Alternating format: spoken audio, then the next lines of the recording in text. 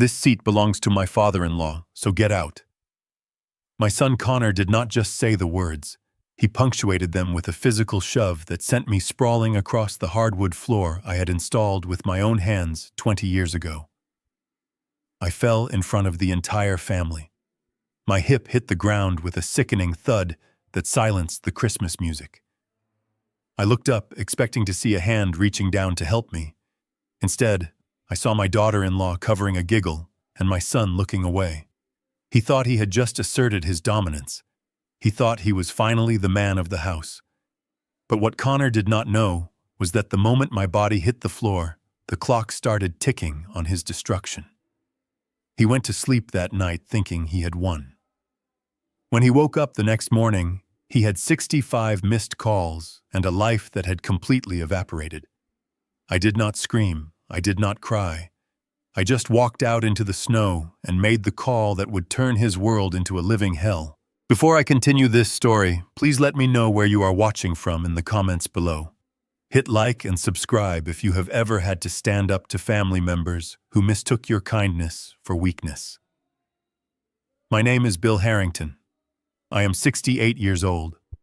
For 40 years, I poured concrete and framed houses in the biting cold and scorching heat of Pennsylvania so my son would never have to know what a callous felt like. I built a construction empire from a single rusty pickup truck and sold it for enough money to ensure 3 generations of Harringtons would never go hungry. But looking around my own dining room that Christmas Eve, I realized I had built a fortune but raised a fool. I walked into the house at 6 in the evening. The house technically belonged to a trust, but Connor and his wife Brittany lived there, as if they owned every brick. The air smelled of expensive perfume and entitlement. I was wearing my clean flannel shirt and dark jeans, practical clothes, honest clothes. But as soon as I stepped into the foyer, Brittany wrinkled her nose as if I had just crawled out of a sewer. "Oh, Bill," she said without looking up from her phone. "You are early. We have not even put the appetizers out yet. Maybe you can wait in the den until the important guests arrive." I ignored her and walked toward the dining room. My stomach was already churning. I had paid for the caterers. I had paid for the decorations. I had paid for the very phone she was scrolling on. But I was being treated like a hired hand who had shown up to fix the sink. I entered the dining room and stopped dead in my tracks. The long mahogany table was set for 12. It was the table my late wife Sarah and I had bought for our first real house. It was where we had celebrated Thanksgivings and birthdays. And at the head of the table sat Richard Sterling.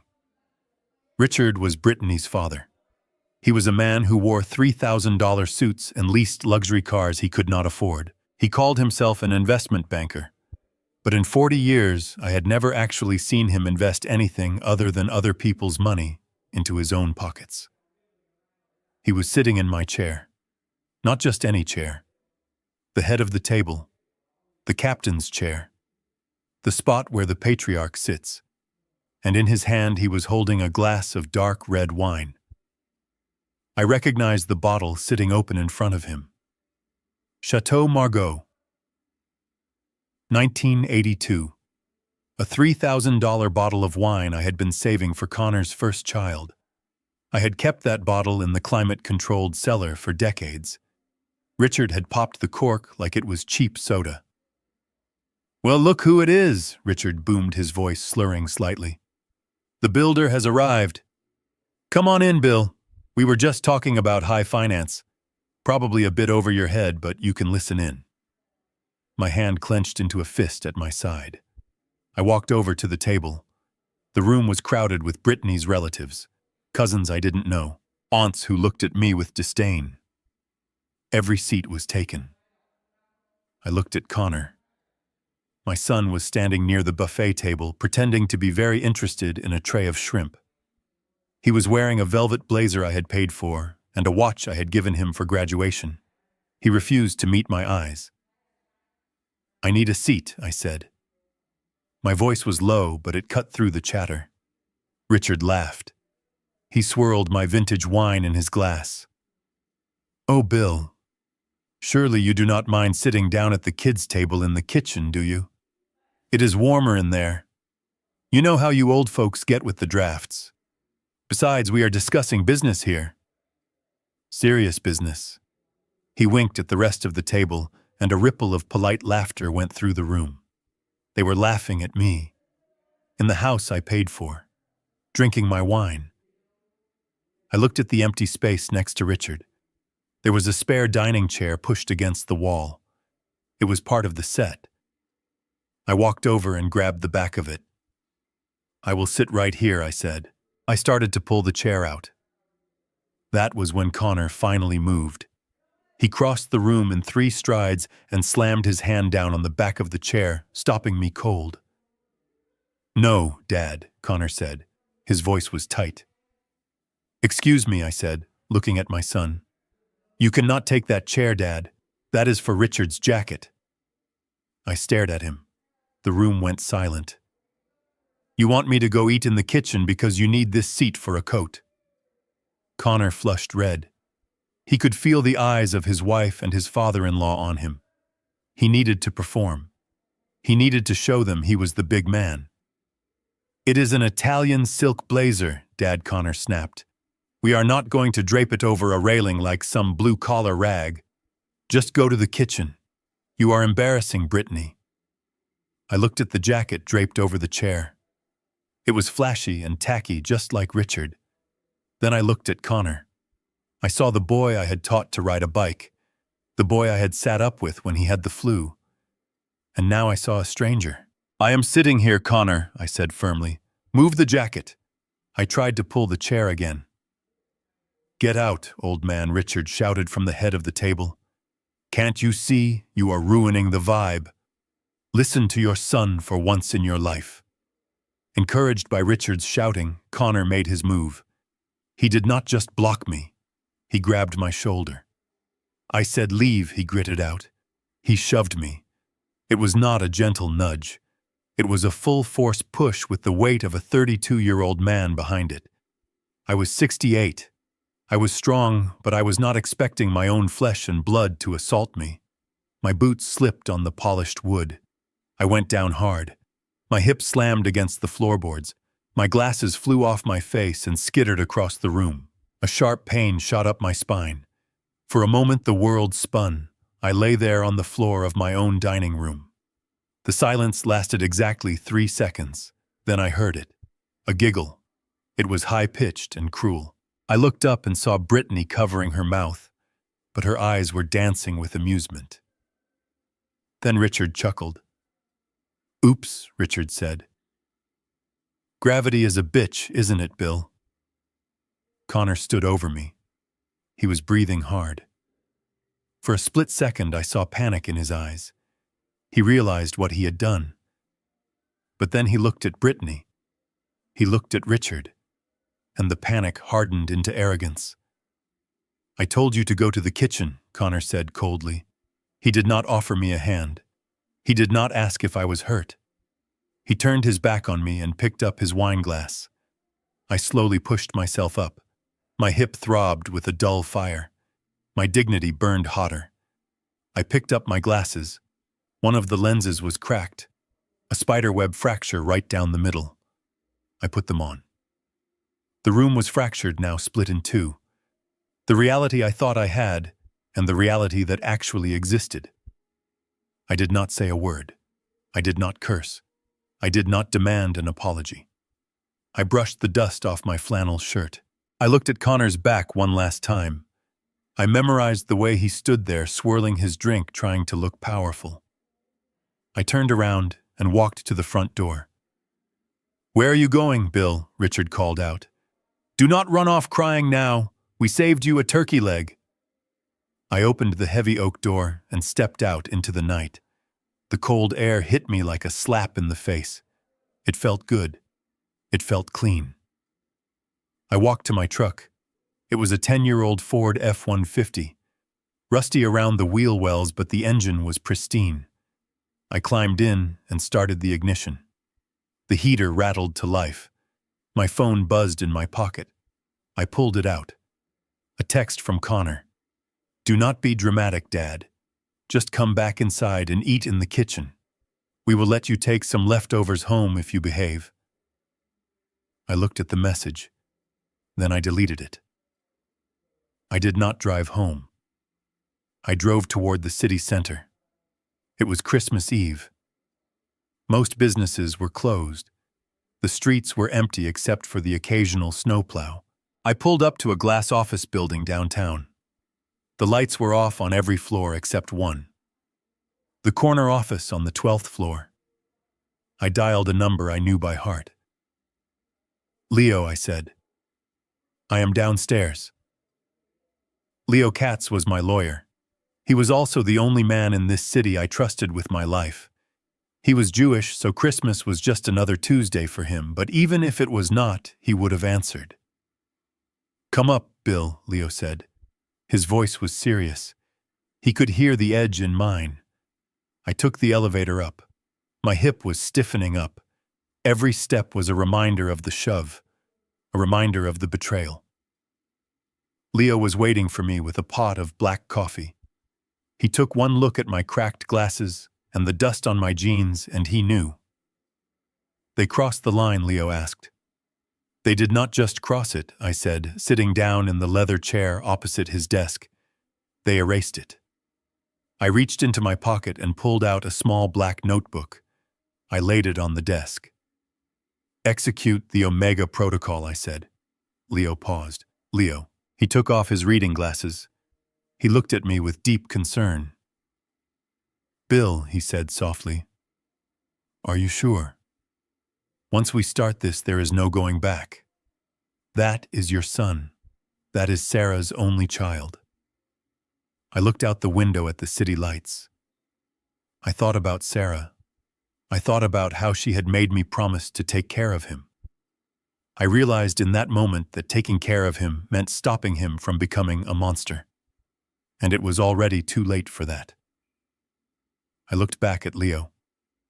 "Because he is Sarah's son, I have to do this. If I let him get away with this, he will never be a man. He is a parasite, Leo. And tonight, I am the medicine." Leo nodded slowly. He opened his laptop. His fingers hovered over the keyboard. "Where do we start?" he asked. "Level 1, I said. The credit." "Cancel the American Express black card," I said. "The one Brittany uses to buy her handbags. It has a $50,000 a month limit. Cut it to 0. Mark it as reported lost or stolen so the terminal declines it with a fraud alert. I want them to feel the shame publicly." "Done," Leo said, typing furiously. "Level 2, I continued. The house." Leo looked up. "The trust controls the property. Connor is just a beneficiary with residency privileges. Revoke the privileges," I said. Clause 7B of the trust agreement. Residency is contingent on moral conduct and maintaining a relationship of respect with the grantor. He physically assaulted the grantor tonight. I saw Leo's eyes widen. "He hit you." "He pushed me," I said. "In front of Richard Sterling." Leo's face hardened. He hit the enter key with force.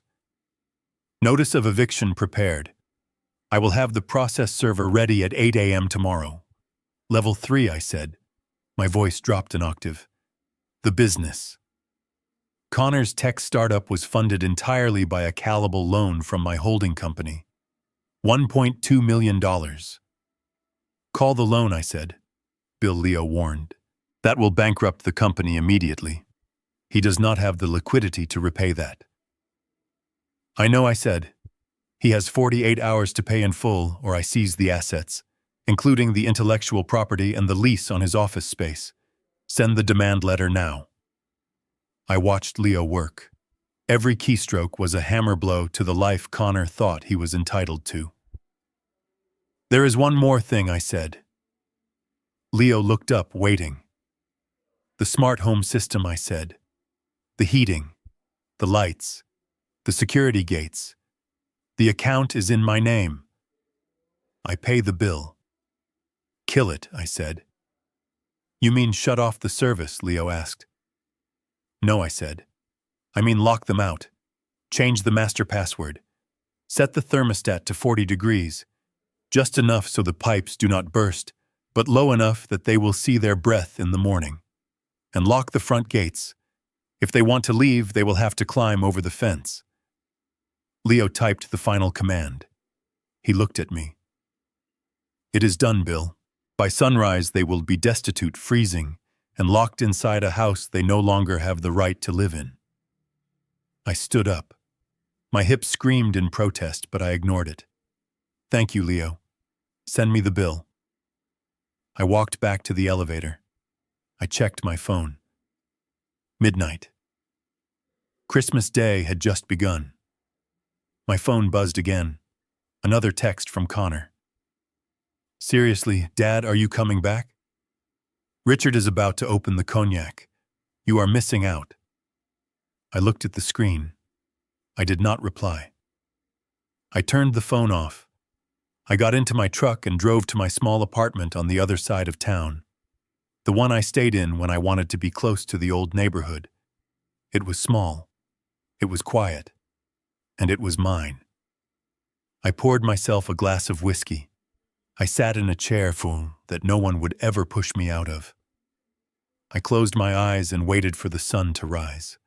I waited for the screaming to start, because tomorrow morning, Connor Harrington was going to learn a lesson that no amount of university education could teach him.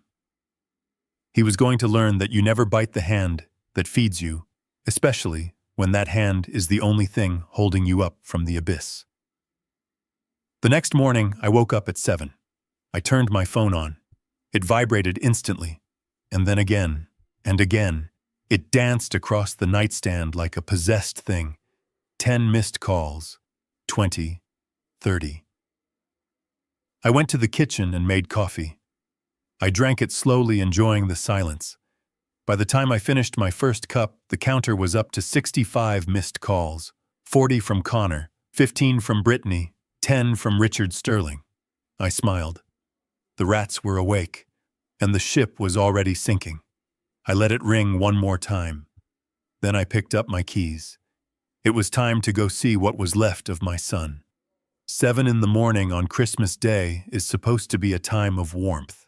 It is supposed to be the smell of cinnamon rolls baking in the oven and the sound of soft jazz playing through the speakers.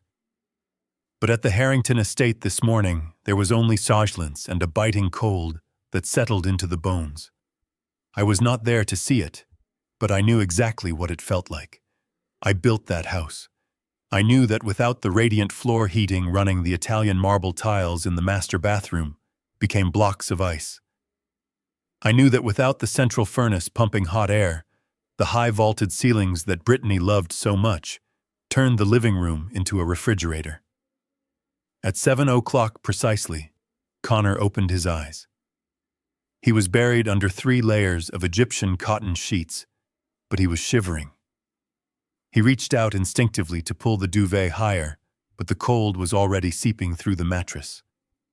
The thermostat on the wall, which usually glowed with a comforting orange light, was dark. The ambient temperature in the room had dropped to 40 degrees Fahrenheit during the night. Connor groaned and sat up. His head was pounding. The vintage Chateau Margaux he had stolen from me the night before had left him with a vicious hangover. He rubbed his temples and swung his legs out of bed. His bare feet hit the floor, and he immediately recoiled. It was like stepping onto a frozen lake. Brittany was still asleep, curled into a tight ball on her side of the bed. She was wearing a silk sleep mask and expensive earplugs, oblivious to the temperature shift for now. Connor stood up, wrapping his robe tightly around himself. He walked over to the smart thermostat and tapped the screen. Nothing happened. He tapped it harder. The screen remained black. "Damn it," he muttered, his voice raspy from sleep and alcohol. He assumed it was a power outage. A winter storm had been forecasted, and in his mind, this was just an inconvenience caused by nature. He did not yet realize that the storm was not outside. The storm was me. He shuffled out of the bedroom and down the long hallway. The house was dead silent. Usually, the smart home system would have gradually brought up the lights and started a morning playlist by now. Today, the hallway was gray and shadowy. He walked past the guest room where his father-in-law Richard Sterling was sleeping. He could hear Richard snoring loudly, a jagged, rasping sound that echoed in the cold house. The man who had insulted me and taken my seat at the table was sleeping soundly, while the empire around him was being dismantled bite by bite. Connor reached the kitchen. It was a mess. The catering staff had left the night before, but there were still wine glasses on the counter and crumbs on the floor. The sight of the dirty dishes irritated him. He was used to things being clean. He was used to things being handled. He needed coffee. He needed it desperately to fight the headache that was splitting his skull. He walked over to the espresso machine. It was a Breville Oracle Touch, a $2,000 piece of machinery that could make a latte better than any barista.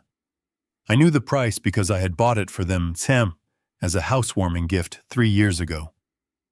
Connor reached for the power button. He pressed it, expecting the familiar hum of the boiler heating up and the digital display to welcome him. Silence. He pressed it again. Harder this time. The machine was dead. A cold, lifeless block of stainless steel. Connor frowned. He checked the plug. It was securely in the outlet. He looked at the microwave clock. It was blank. He looked at the refrigerator. The display was dark. "This is ridiculous," he said to the empty room. He walked over to the window and looked out. This was the moment where the doubt should have crept in. He looked across the street at the neighbor's house. The Johnsons had their Christmas lights on. Their windows were glowing with warmth. The streetlights were still humming.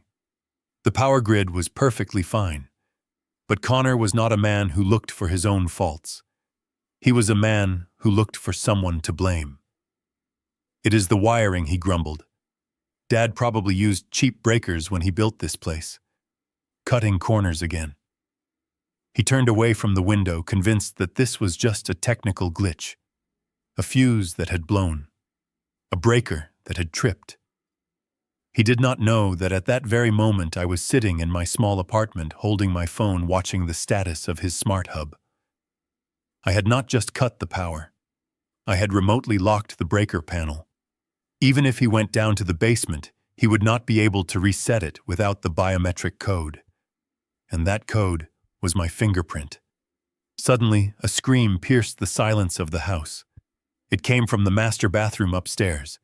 It was a high-pitched shriek of pure shock. Connor dropped the mug he was holding. It shattered on the floor, but he didn't stop to look. He ran up the stairs, his heart pounding. He thought someone had broken in. He thought Brittany was hurt. He burst into the bedroom and ran to the bathroom door. "Brittany," he yelled. "Are you okay?" The glass door of the shower was steamed up, but only slightly. Brittany pushed it open and stepped out, grabbing a towel frantically. Her skin was covered in goosebumps, and her lips were pale blue.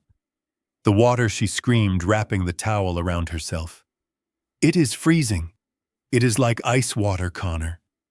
Connor stared at her, confused. "What do you mean?" "The heater is tankless. It is instant." "I don't care what it is," she yelled, her teeth chattering. I turned it on and it was fine for 2 seconds, and then it went completely cold. "I have shampoo in my hair, Connor. Look at me. I am freezing." She was shivering violently. The bathroom floor was just as cold as the bedroom.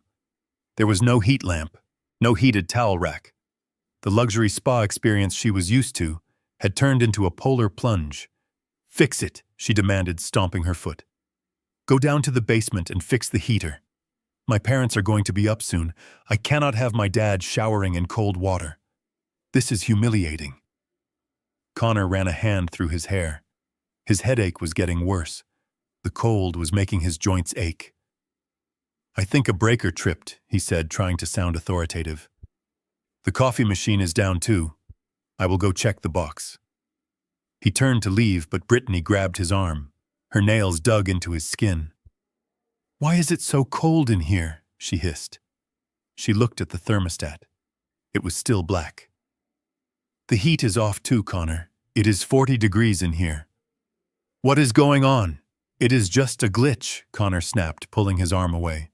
"Stop panicking. The system probably just needs a reboot. You know how this smart crap is. Dad always insisted on installing the most complicated system possible just to show off. It probably crashed. He walked out of the room trying to maintain his composure, but deep down a small knot of fear was beginning to form in his stomach. He was not a handyman. He did not know how to fix things. He was a man who called people to fix things, and the man he usually called was me. He walked down the stairs again. The cold seemed to be getting aggressive now. It bit at his exposed ankles. He reached the basement door and turned the handle. Locked. He frowned. He twisted it again. It would not budge. The basement door had a smart lock on it. I had installed it to keep his future children safe from the tools and equipment stored down there. But right now it was keeping him out of the control room of his own life. He punched in the code on the keypad. 1990. His birth year. The keypad flashed red. Access denied. He tried again, slower this time. 1990. Access denied. Connor kicked the door. A dull thud echoed through the house. "Open, you stupid thing," he yelled. From the top of the stairs, he heard a door open. Richard Sterling shuffled out of the guest room. He was wearing silk pajamas and a matching robe. He looked groggy and annoyed. "What is all the racket?" Connor Richard grumbled, leaning over the railing. "And why is it colder than a meat locker in here? I am trying to sleep off a headache." "The system is down," Connor called up, his voice tight with frustration. "I am locked out of the basement. I think the battery in the lock died or something." Richard laughed, a dry, condescending sound. "Well, call a locksmith. Or better yet, call your father. He built this monstrosity, didn't he? Get him over here to fix it. That is what he is good for, right? Fixing things." Connor froze. Call his father. The thought made his stomach turn. After last night. After the shove. After the way I had walked out. He pulled his phone out of his pocket. He stared at my contact name. Dad. He hesitated. His pride was still stinging. He did not want to ask for help. But the cold was real. Brittany was screaming upstairs. The coffee machine was dead. And he was standing in the dark in a house that was rapidly becoming a tomb. He pressed call. He put the phone to his ear, expecting to hear my voice.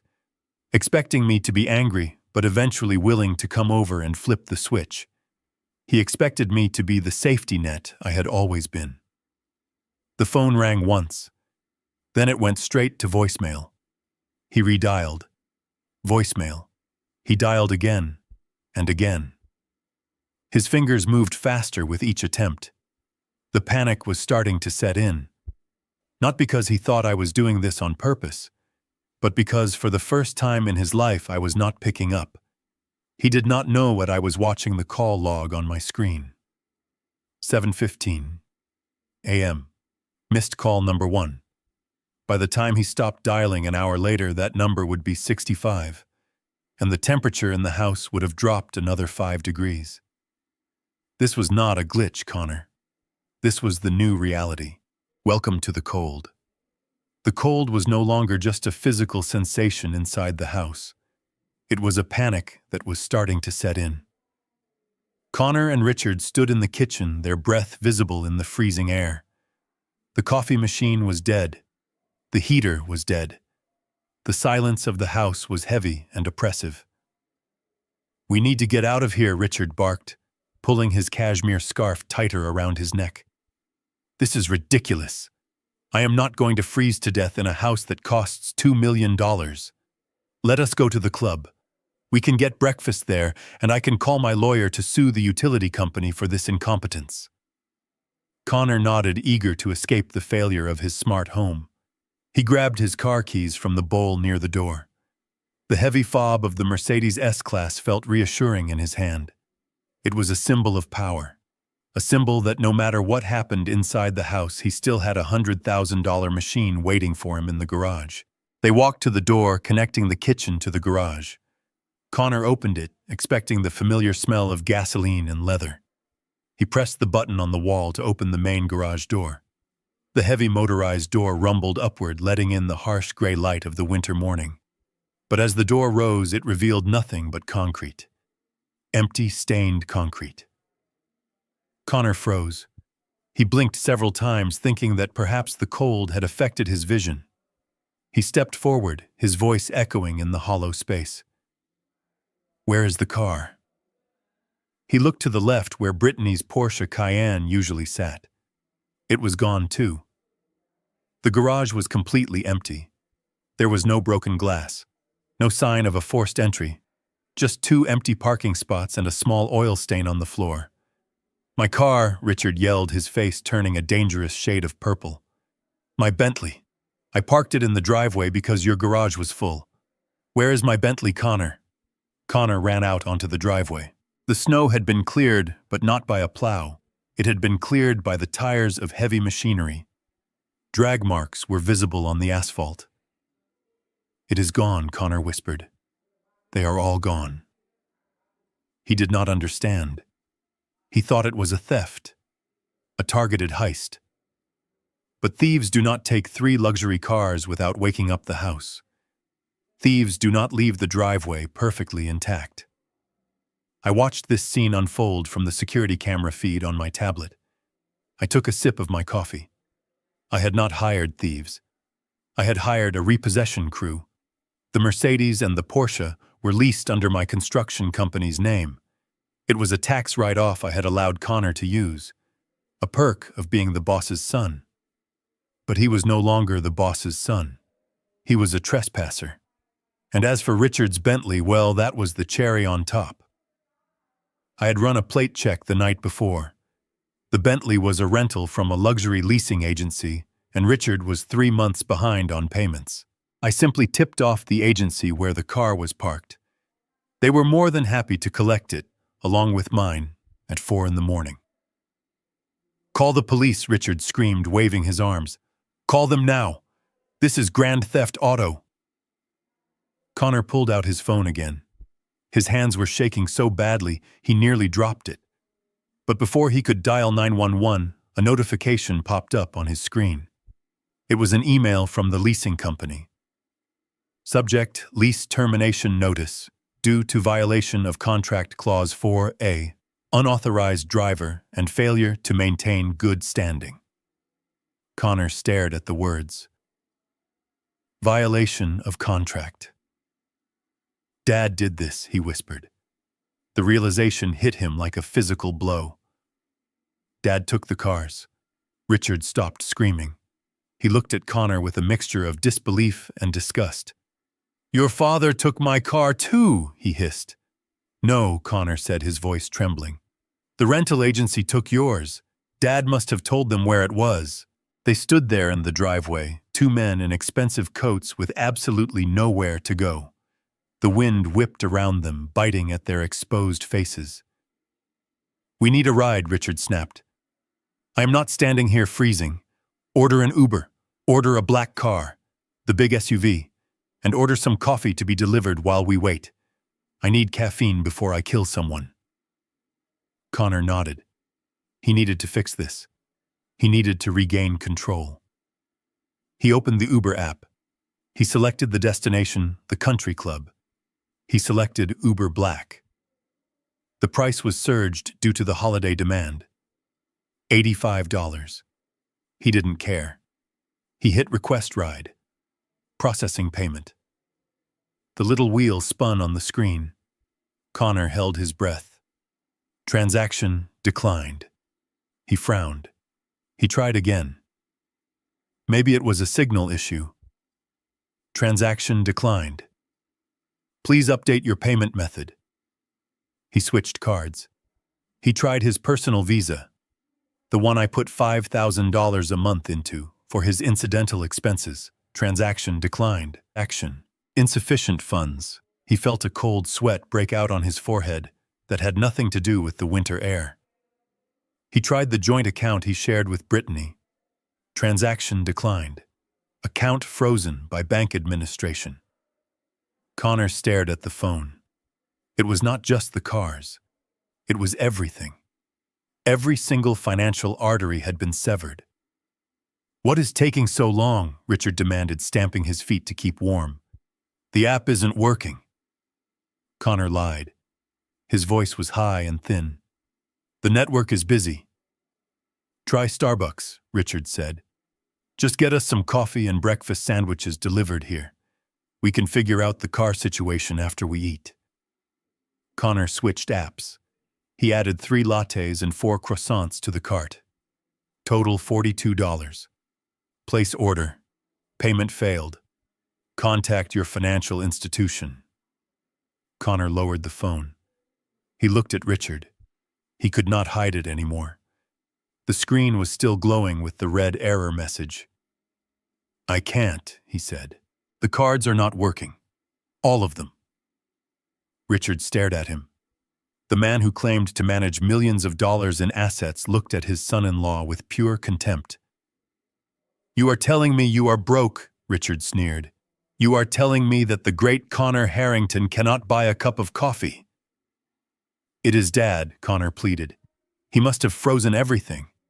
He is trying to scare us." Just then a bicycle came down the driveway. It was the neighborhood paperboy, a teenager named Timmy. He was struggling through the light snow to deliver the Christmas morning edition of the Gazette. He stopped his bike near the 2 men. He pulled a newspaper from his bag. "Merry Christmas, Mr. Harrington," Timmy said cheerfully. He held the paper out. He didn't throw it. He waited. I knew why he waited. Every year I gave Timmy a $50 bill on Christmas morning. It was a tradition. Timmy looked at Connor, expecting the same. Connor looked away, his face burning with shame. He had no cash. He never carried cash. Richard stepped forward. He saw an opportunity to be the big man, to show Connor how it was done. "Merry Christmas, son," Richard said, reaching into his long wool coat. He patted his chest pocket. He patted his side pockets. He paused. He patted his back pocket. The smile on his face faltered. Richard Sterling, the man who bragged about his investment portfolio, the man who wore a $5,000 watch, froze. He realized his wallet was empty. Not because he had forgotten to go to the bank, but because he had been living on credit for the last decade. He had zero liquidity. He did not even have a $5 bill to give a kid in the snow. Timmy waited, his smile fading slightly. Richard cleared his throat. He looked at the boy, then at the ground. "I seem to have left my money clip inside," Richard mumbled. "Catch you next time, kid." Timmy's face fell. He looked at the 2 men standing in the driveway of a mansion, without a car, without heat, and apparently without a single dollar between them. "Okay," Timmy said quietly. "Merry Christmas, anyway." He tossed the paper onto the wet snow at Richard's feet and pedaled away. Richard stared at the newspaper. It was soaking up the slush. The headline was visible. "Record low temperatures expected today." He looked at Connor. For the first time, the arrogance was gone, replaced by a dawning horror. "We are trapped," Richard whispered. "We are trapped here, Connor." Connor didn't answer. He was looking at his phone again, at the 65 missed calls he had made to me. He realized now why I hadn't answered. I didn't need to speak to him. My silence was speaking louder than any words I could have shouted. I had stripped them naked in the middle of winter, and the day had only just begun.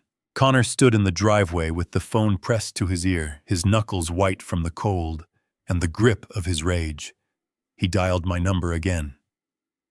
66, 67, 68. Each unanswered ring was a hammer blow to his ego. He could not comprehend that I was simply ignoring him. In his world, people answered him, employees answered, waiters answered, and I had always answered. But the silence on the other end was absolute. He lowered the phone and looked at Richard. The older man was stomping his feet in his Italian loafers, his face a mask of misery. Call the police, Richard hissed through chattering teeth. Do not waste time with your father. He obviously hired criminals to take the cars. This is a felony. Call 911 and get a squad car out here. I want an APB put out on my Bentley. Connor nodded. It felt like a solution. It felt like action. He dialed 911. Emergency services, what is your emergency? My car was stolen, Connor shouted into the phone, his voice cracking. Callous. 3 cars, actually. A Mercedes S-Class, a Porsche Cayenne, and a Bentley Continental. They were taken from my garage in the last few hours. Are you in immediate danger? The dispatcher asked calmly. I am freezing to death, Connor snapped. And I am the victim of a major crime. Send someone to the Harrington estate immediately. He hung up, feeling a momentary surge of power. The law was on his side, or so he thought. He did not understand that the law protects ownership, not possession, and Connor owned nothing. 10 minutes later, a patrol car rolled up to the front gate. The lights were not flashing. The siren was silent. It was Officer Miller, a man I had known for 20 years, a man whose daughter's college tuition I had helped pay for through my scholarship fund. Connor ran to the gate, waving his arms. Over here, he yelled. They took everything. Officer Miller stepped out of the cruiser. He did not rush. He adjusted his belt and walked slowly toward the iron gate that separated the estate from the street. Connor pressed the button to open the gate. Nothing happened. Open it, Connor yelled at the keypad. It is locked. Officer Miller said calmly, standing on the other side of the bars. My dad locked it, Connor explained quickly. He is having a mental breakdown or something. He stole the cars and locked us in. You need to break the lock, officer. You need to get in here and take a report. Officer Miller looked at Connor, then at Richard, who was shivering in the background. He did not reach for his bolt cutters. He reached for his tablet. Mr. Harrington, he said. I received a call about Grand Theft Auto. Yes, Connor said, grabbing the iron bars. 3 vehicles, worth over $500,000. My father, William Harrington, took them. Arrest him.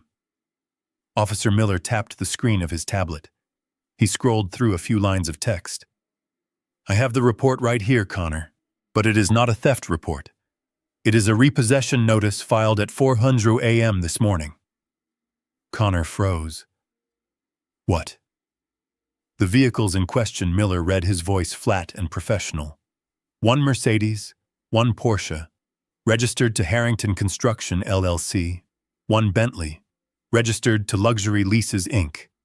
All 3 vehicles were retrieved by licensed recovery agents due to lease violations and default on payments. That is a lie, Connor screamed, shaking the gate. The Mercedes is mine.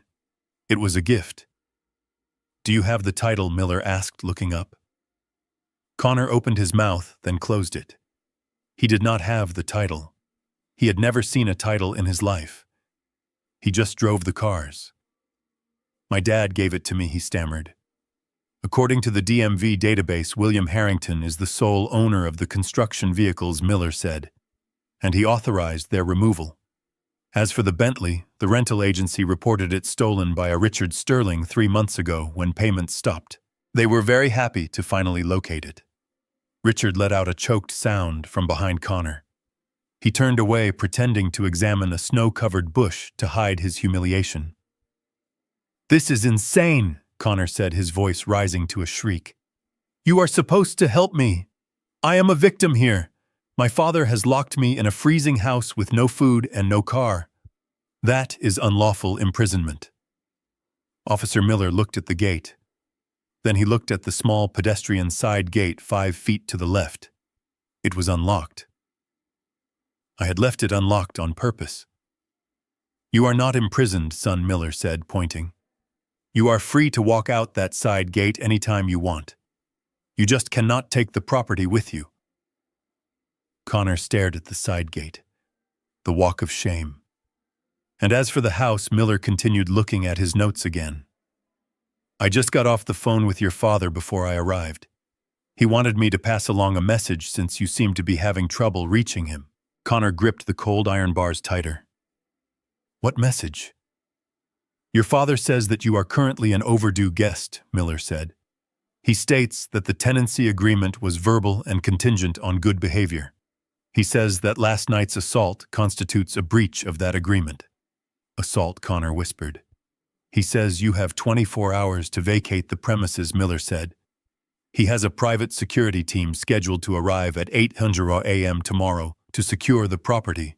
If you are still inside, you will be trespassing. Trespassing, Connor yelled. I live here. This is my home. My wife's clothes are in the closet. My life is here. Not anymore, Miller said. Connor felt the blood rushing to his head. He wanted to hit something. He wanted to push Officer Miller just like he had pushed me. This is harassment, he shouted. I am filing a complaint. I am going to sue the department. I am going to sue my father. You cannot just kick people out in the winter. Officer Miller's expression hardened. The patience was gone. Listen to me closely, Mr. Harrington. Miller said, his voice dropping to a warning tone. You called 911 to report a felony theft that you knew was not a theft. You wasted police resources. You are making false accusations against a respected member of this community. I am not, Connor started. If you call 911 again without a life-threatening emergency, Miller interrupted, I will arrest you for filing a false report. I will put you in the back of this car, and I will take you to the station.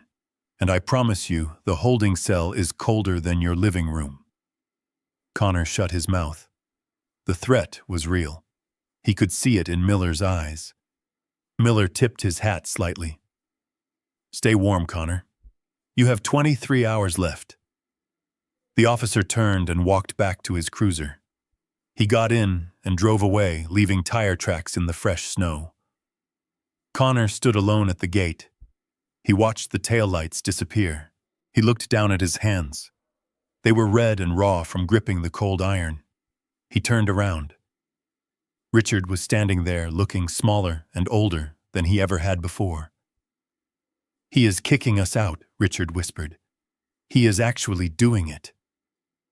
Connor looked at the massive house behind them. The house that looked like a fortress. It was a fortress. But the enemy was already inside the walls. And the enemy was the man who had built it.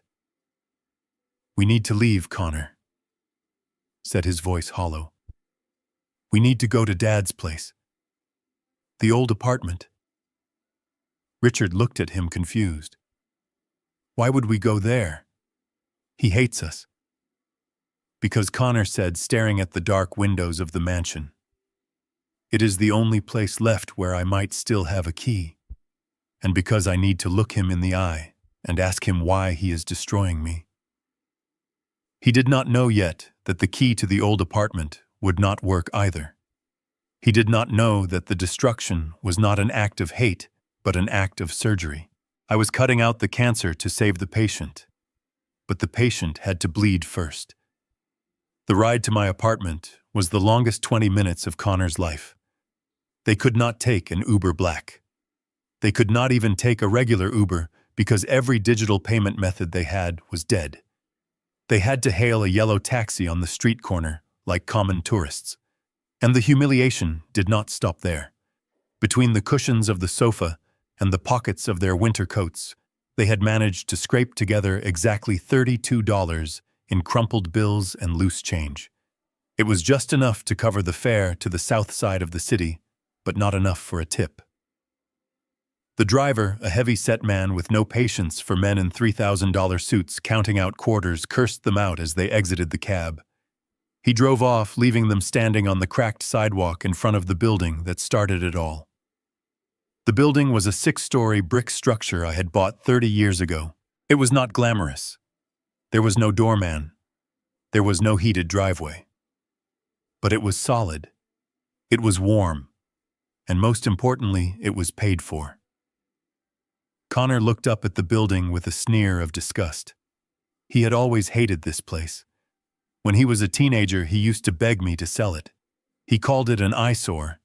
He said it was embarrassing that his father, the great construction mogul, still kept a flophouse in the working-class district.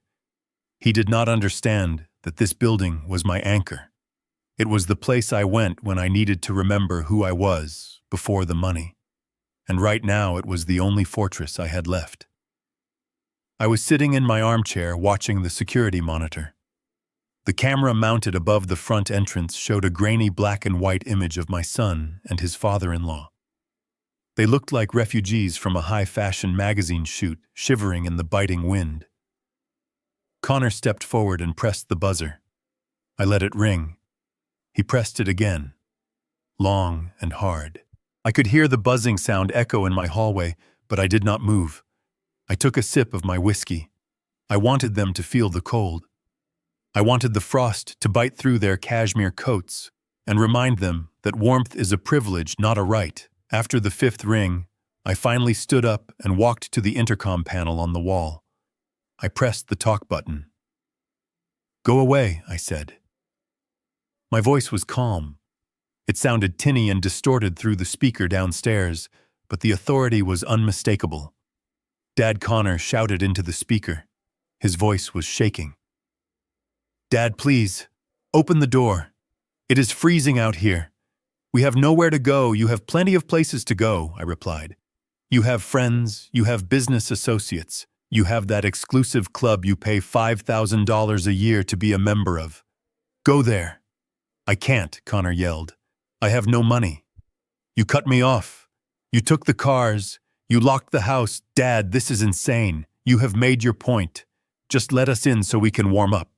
I looked at the monitor. Connor was leaning against the doorframe, looking defeated.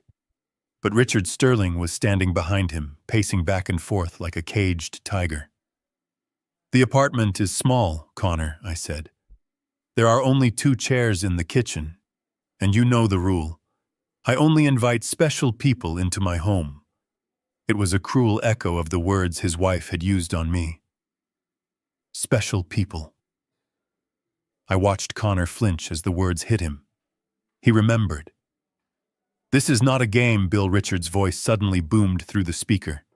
He had shoved Connor aside and grabbed the intercom. "Listen to me, you stubborn old man. This is illegal. You are endangering the welfare of your family. I am a diabetic, Bill. If I stay out in this cold, my blood sugar will drop. I could go into a coma. Do you want that on your conscience?" I laughed. It was a dry, humorless sound. "You are not a diabetic, Richard," I said.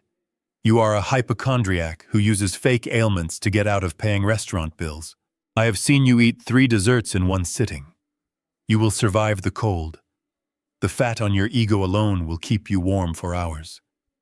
"Open this door," Richard screamed, losing his composure. "We are family, damn it. You do not treat family like this. We made a mistake, okay? Connor made a mistake. He was stressed. He pushed you. He is sorry. Aren't you, Connor? Tell him you are sorry." I heard Connor mumbling something in the background, but I did not care. An apology born from frostbite is not an apology. It is a transaction. "You want to talk about family, Richard?" I asked, leaning closer to the microphone. "Let us talk about family. You have been staying in my house for 3 months. You eat my food.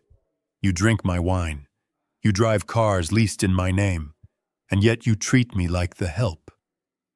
"I am a guest," Richard sputtered. "I am helping Connor with his business. I am mentoring him. Mentoring him," I repeated. "Is that what you call it?" "I call it grooming. You are grooming him to be just like you. A man who looks rich but is hollow inside." "That is enough," Connor shouted, stepping back in front of the camera. "Stop insulting him, Dad.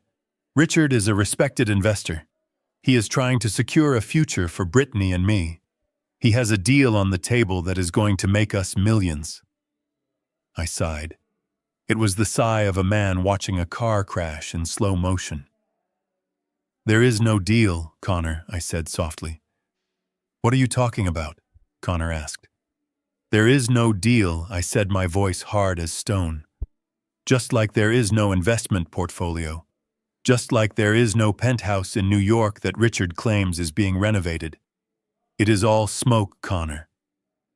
You are lying, Connor said, but his voice wavered. He is jealous, Richard. Do not listen to him. Richard, tell him I said. Tell him why you really moved into my house 3 months ago. Tell him why you sold your condo in Miami in such a hurry. Richard was silent. On the screen, I saw him looking around nervously, as if searching for an escape route. He won't tell you, Connor. I continued. So I will. Your father-in-law is not here to help you. He is hiding. Hiding from who, Connor asked. From the Vinnie Moretti group in Las Vegas, I said, dropping the bomb. The silence on the street was heavier than the snow. I hired a private investigator last week. Connor, I said. I wanted to know who was sitting at the head of my table. It turns out Richard had a very bad run at the blackjack tables at Caesar's Palace last October. He owes $500,000 to people who do not send demand letters. They send guys with baseball bats. That is a lie. Richard screamed, his face pressed close to the camera lens. His eyes were wide with terror. Do not listen to him, Connor. He is senile. He is making it up to ruin us. Check his pockets, Connor, I said. What? Connor asked, confused. Check his pockets, I commanded. Why do you think he had no cash for the paperboy this morning? Why do you think he made you pay for every dinner for the last 3 months? Why do you think he took over your office? He is broke, Connor. He has been bankrupt since 2018. He is using you as a shield. He thinks if he stays in the Harrington fortress, the bad men from Vegas won't find him. Connor turned slowly to look at Richard. The doubt was there now. It was spreading like a virus. Is that true? Connor asked, his voice barely a whisper. Richard, is that true? Richard stepped back. He adjusted his silk scarf, his hands trembling. Your father is crazy, Richard stammered. I have assets, illiquid assets. The market is just down right now. I am waiting for a transfer. Show him your banking app, Wuzan, I said through the intercom. Richard froze. Go on, Connor, I urged. If he is a millionaire, ask him to show you his balance right now. It takes 5 seconds. Richard glared at the camera. If looks could kill, the lens would have shattered. I do not have to prove anything to you, he spat. Come on, Connor. We are leaving. We will find a hotel. I will call a friend. He reached out to grab Connor's arm, but for the first time, Connor pulled away. Show me the phone, Connor said. We do not have time for this, Richard yelled. Show me the damn phone, Connor roared. Richard flinched. He looked at Connor, then he looked at the street. He realized he had lost control. I forgot my password. Richard lied. I watched Connor's face crumble. The realization hit him harder than the cold. He had pushed away the man who built him a castle to serve a man who was building a house of cards. He had insulted his father to impress a fraud. Dad, Connor said, turning back to the intercom. His voice was broken. Dad. I didn't know. Please let me in. Let's talk about this. I looked at my son. I saw the pain in his face, and I felt a pang of guilt deep in my chest. But I knew I could not open that door. Not yet. If I opened it now, he would just be a scared boy running back to Daddy. He needed to be a man who faced his own mess. I cannot let you in, Connor, I said. Dad, please. You chose your family, I said. You chose the man who sat in my chair. You defended him. You assaulted me for him. Now you get to see what he is really worth. Dad, wait. Good luck, Connor, I said. I reached out and pressed the button to cut the feed. The screen went black. The sound of the wind cut off. The room was silent again. I walked to the window and looked down through the blinds. I saw Connor standing there, staring at the blank intercom box. Richard was saying something to him, waving his hands frantically, probably spinning another web of lies. But Connor was not looking at Richard anymore. He was looking at the old brick building. He was looking at the fortress he had despised. And for the first time, he looked like he understood what it really was. They stood there for another minute. Then Connor turned and started walking down the street. He did not wait for Richard. He walked alone, his head down against the wind. Richard hesitated, then scurried after him like a frightened rat. I watched them disappear around the corner. I went back to my chair and poured another glass of whiskey. My hand was shaking slightly. It is not easy to break your own child's heart. But sometimes you have to break a bone to reset it properly. And the surgery was not over yet. The anesthesia had worn off, and the real pain was just beginning. The Motel 6 on the edge of town smelled of stale cigarettes and desperation. It was a far cry from the 5,000-square-foot mansion with the heated floors, but it was the only place that accepted cash payment without a credit card hold. Connor sat on the edge of the lumpy mattress, his head in his hands. Brittany was pacing back and forth in front of the peeling wallpaper, her high heels clicking aggressively on the cheap laminate floor. She was not crying anymore. She was furious. And when Brittany was furious, she looked for someone to sue. "You cannot let him do this to us, Connor," she hissed, pointing a manicured finger at him. "It is illegal. You have rights. We have lived in that house for 3 years. That makes us tenants. He cannot just lock us out in the middle of winter. That is called constructive eviction, and it is a crime." Connor looked up. His eyes were red-rimmed. He was broken, but Brittany was rebuilding him with rage. "He owns the house, Brittany." Connor said, his voice hoarse. "The trust owns it, and he controls the trust." "I don't care what piece of paper he has," she snapped. "Possession is 9/10 of the law. We receive mail there. Our clothes are there. By law, he has to give us 30 days' notice. He has to go through the courts. He cannot just play God because he paid for the bricks. We are going to sue him, Connor. We are going to sue him for every penny he has." She pulled a crumpled business card out of her purse. She had found it on the motel bulletin board next to an ad for a bail bondsman. "I called this guy," she said, handing the card to Connor. "Gary Slattery. He specializes in tenant rights. He said he can get us an emergency injunction. He said we can force your father to unlock the doors by this afternoon." Connor looked at the card. Gary Slattery. Attorney at law. The font was cheap, and the slogan read, "We fight for the little guy." Connor felt a twist of shame in his gut. He was going to sue his own father using a strip mall lawyer. But then he remembered the cold. He remembered the humiliation at the gate. He remembered the way I had looked at him through the intercom camera. "Call him," Connor said. 3 hours later, we were sitting in the conference room of Leo Katz's firm. The contrast could not have been more stark. Leo's office was on the 42nd floor overlooking the city skyline. The table was made of polished glass that cost more than Gary Slattery's car. I sat at the head of the table. Leo sat to my right, his face an impassive mask. Across from us sat Connor and Mr. Slattery. Slattery was a short man with a suit that was too shiny and a tie that was too wide. He smelled of cheap aftershave and nervousness. He was trying to look confident, but every time he looked at Leo, he swallowed hard. He knew he was out of his league, but Connor did not know that.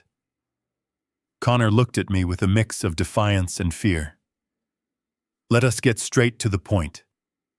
Slattery began opening a thin file folder. "My clients have been the victims of an illegal lockout. Mr. Harrington, you have violated the Residential Tenancy Act in at least 5 different ways. You have cut off utilities. You have denied access to personal property. And you have done so without a court order." He paused, waiting for a reaction. I did not blink. I just watched Connor. "We are filing for an immediate emergency injunction." Slattery continued, his voice gaining a little volume. "We want the codes to the house restored immediately. We also want a reinstatement of the vehicle leases, which were wrongfully terminated. and we are preparing a civil suit for emotional distress and punitive damages. $2 million should cover the trauma my clients have endured in the last 24 hours. Connor nodded beside him. He felt empowered. He thought the law was a magic wand that could undo his mistakes. Is that all? Leo asked calmly. He had not taken a single note. That is the starting offer, Slattery said, puffing out his chest. If you do not agree, we will see you in court. And I promise you, the press will love the story of a billionaire father freezing his own son to death on Christmas. Leo smiled. It was a shark's smile, cold and sharp. He opened the thick leather binder in front of him. He turned a page slowly. The sound of the crisp paper turning was the only noise in the room, Mr. Slattery. Leo said, his voice smooth as silk. You are operating under the assumption that your client is a tenant. He is a tenant, Slattery shot back. He has lived there for 3 years. He has residency. Leo slid a document across the glass table. This is the document Connor signed 3 years ago before he moved in, Leo said. It is not a lease, it is a revocable license to occupy. Slattery grabbed the paper. He squinted at it. What is this? He muttered. It is a specific legal arrangement, Leo explained. Mr. Harrington did not rent the house to his son. He granted him a license to occupy the premises as a guest of the Harrington family trust. This license is not subject to standard landlord-tenant laws because no rent was ever exchanged. It was a charitable privilege. Slattery's face paled slightly. He scanned the document looking for a loophole. Even so, he argued, you cannot just revoke a license without cause. There has to be a reason. You cannot just kick a man out because you had a bad day. We have a reason, Leo said. He turned another page in the binder. Clause 7b. Leo read aloud. The licensee agrees that the right to occupy the premises is contingent upon maintaining the moral standards of the Harrington family. Any act of violence, criminal activity, or gross disrespect toward the grantor shall result in the immediate and automatic termination of this license without notice. Slattery stopped reading. He looked at Connor.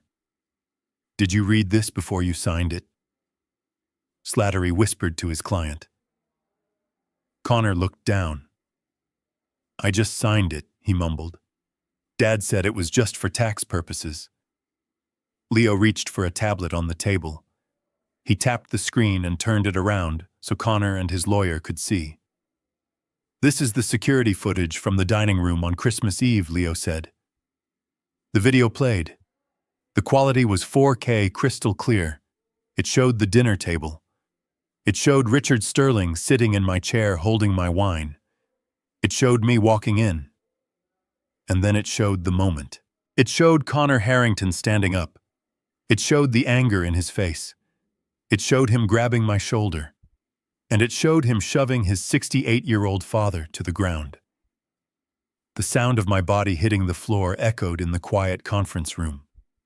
Slattery watched the video. His mouth opened slightly. He watched me fall. He watched Connor turn his back.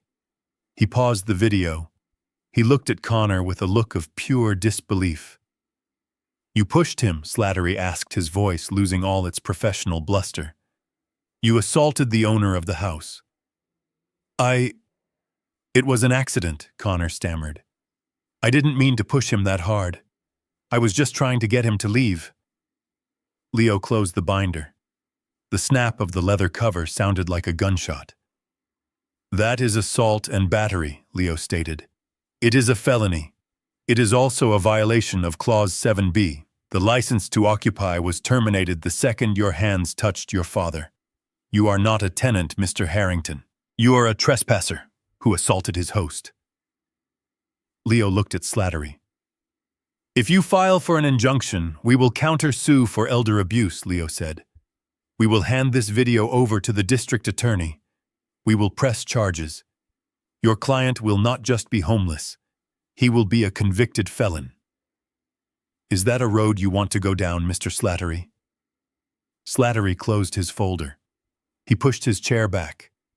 The fight had left him completely. He realized he had been brought to a gunfight with a plastic knife.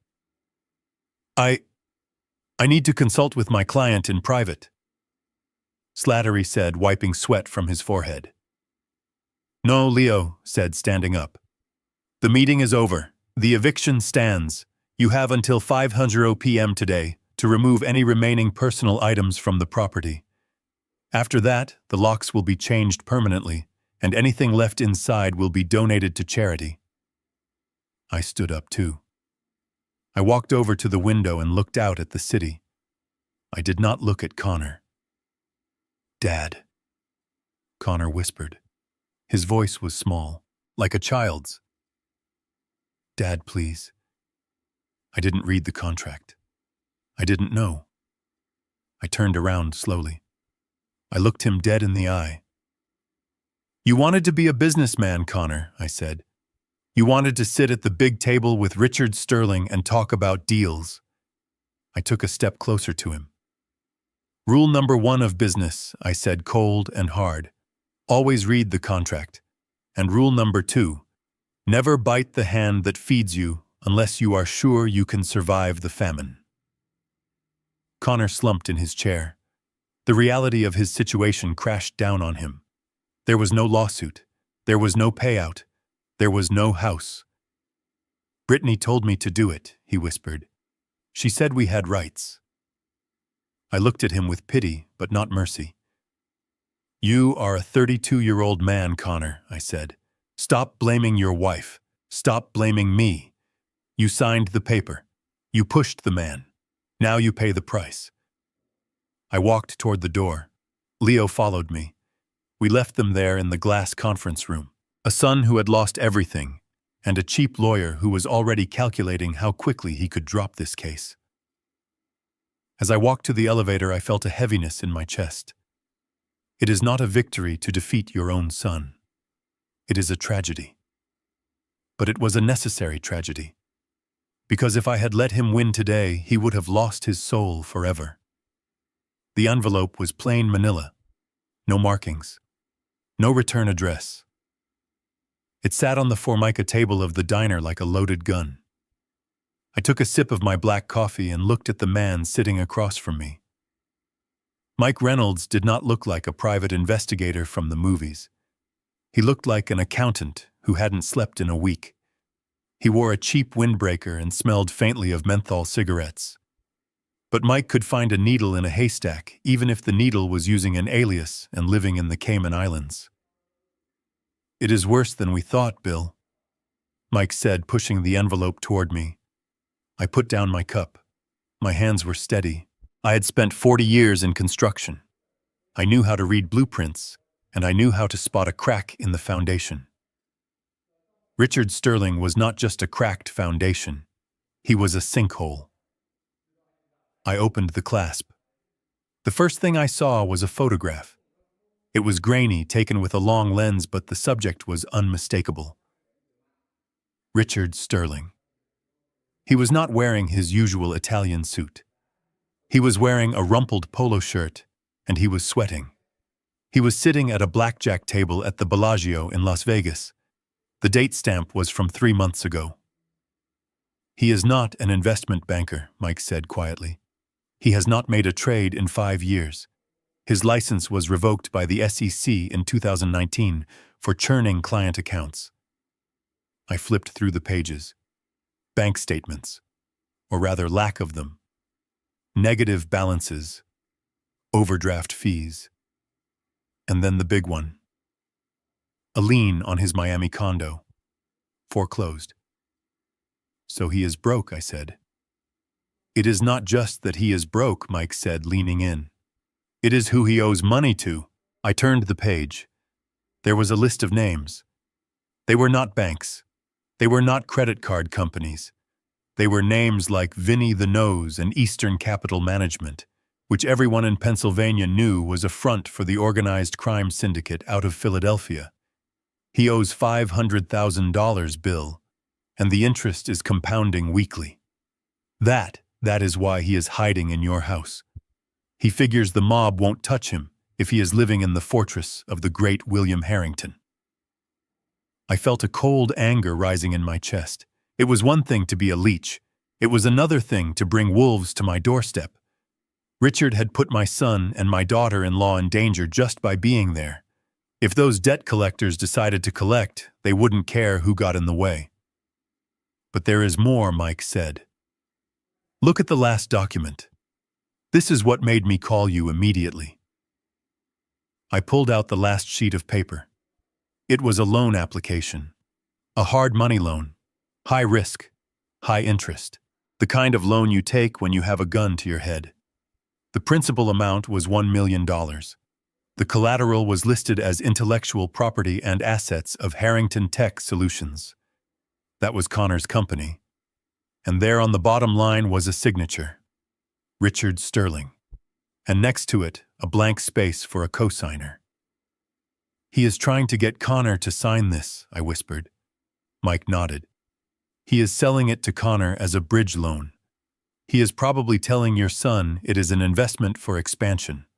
Something to take the company to the next level. But the minute Connor signs that paper, the money goes straight to the Sharks in Philly to pay off Richard's debt. And Connor is left on the hook for $1 million with an interest rate of 40%. I stared at the paper. This was not just fraud. This was sacrifice. Richard was going to feed my son to the wolves to save his own skin. He was going to take the company I had funded, the dream I had helped Connor build, and burn it to the ground, just to buy himself a few more months of life. I closed the file.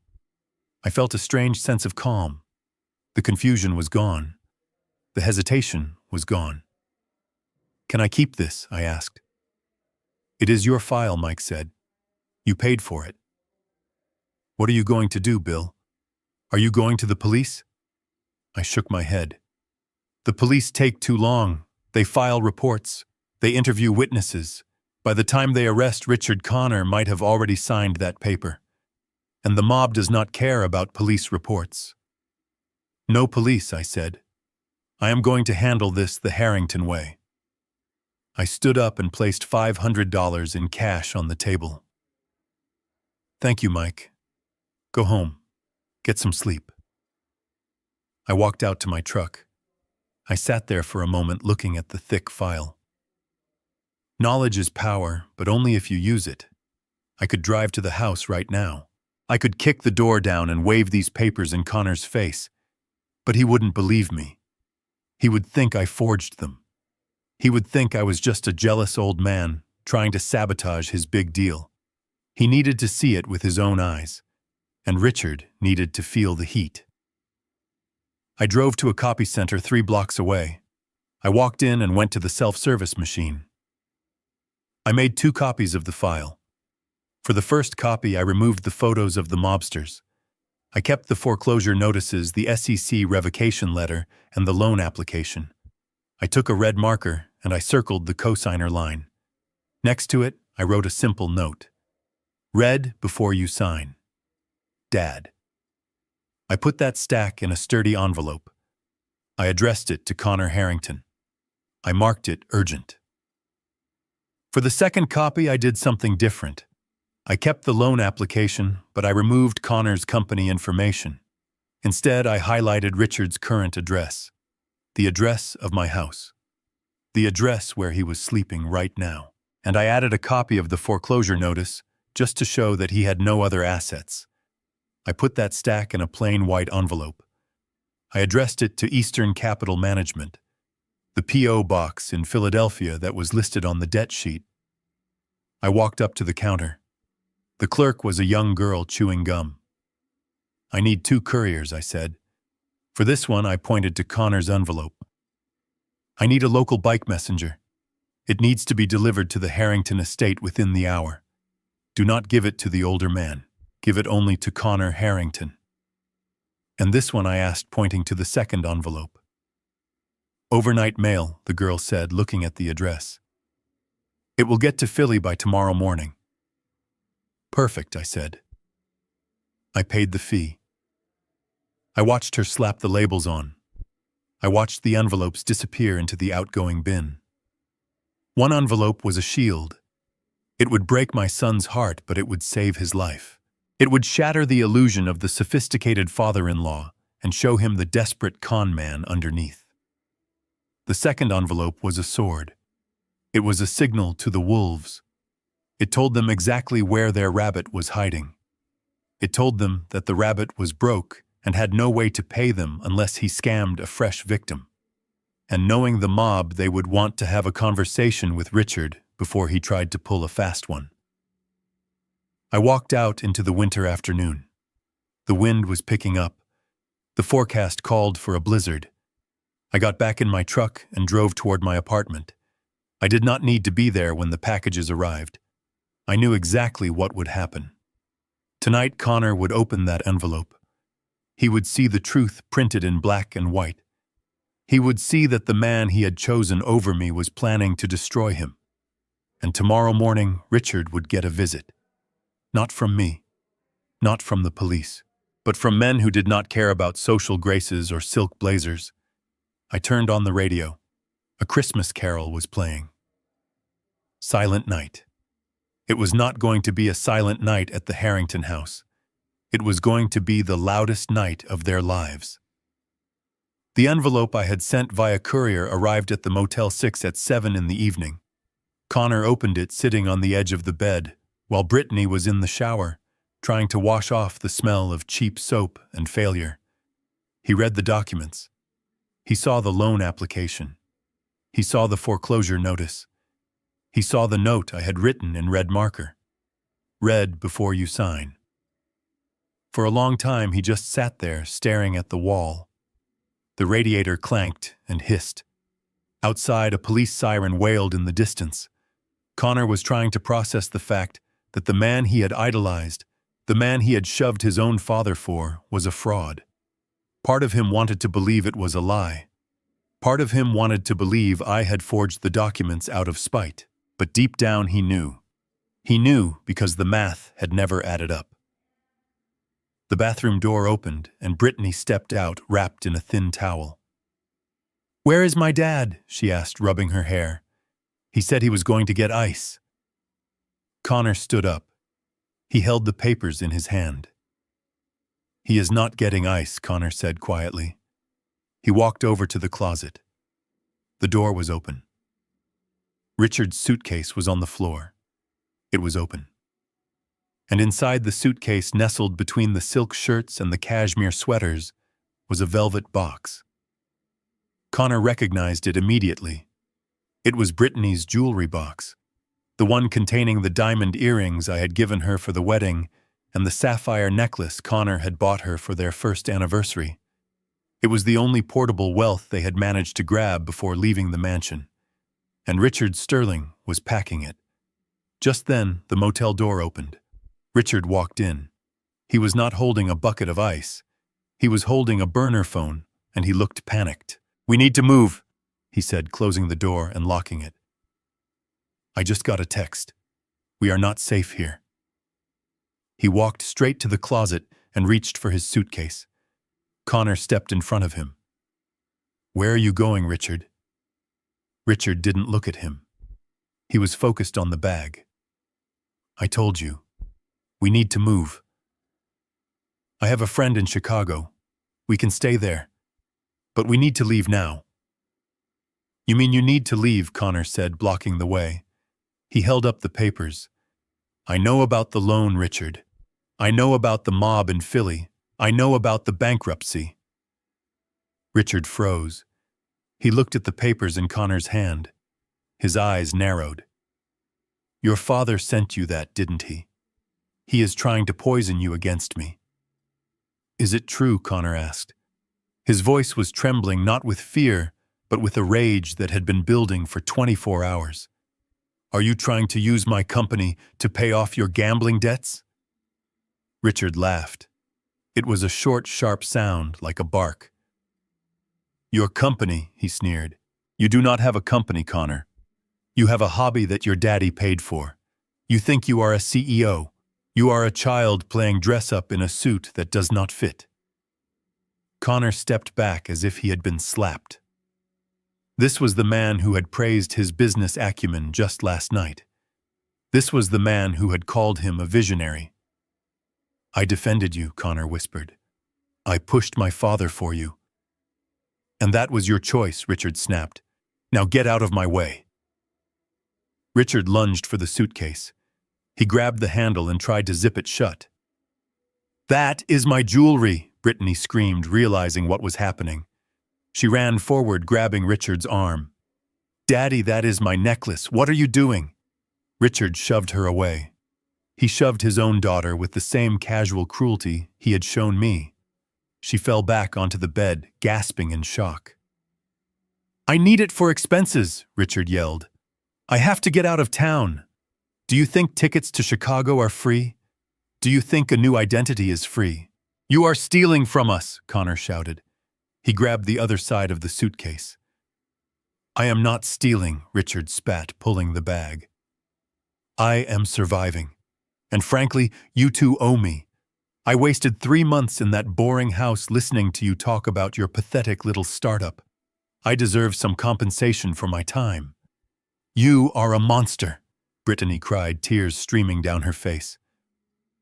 "Grow up, Brittany," Richard said, cold and unfeeling. "The world is a transaction. Your father-in-law knows that.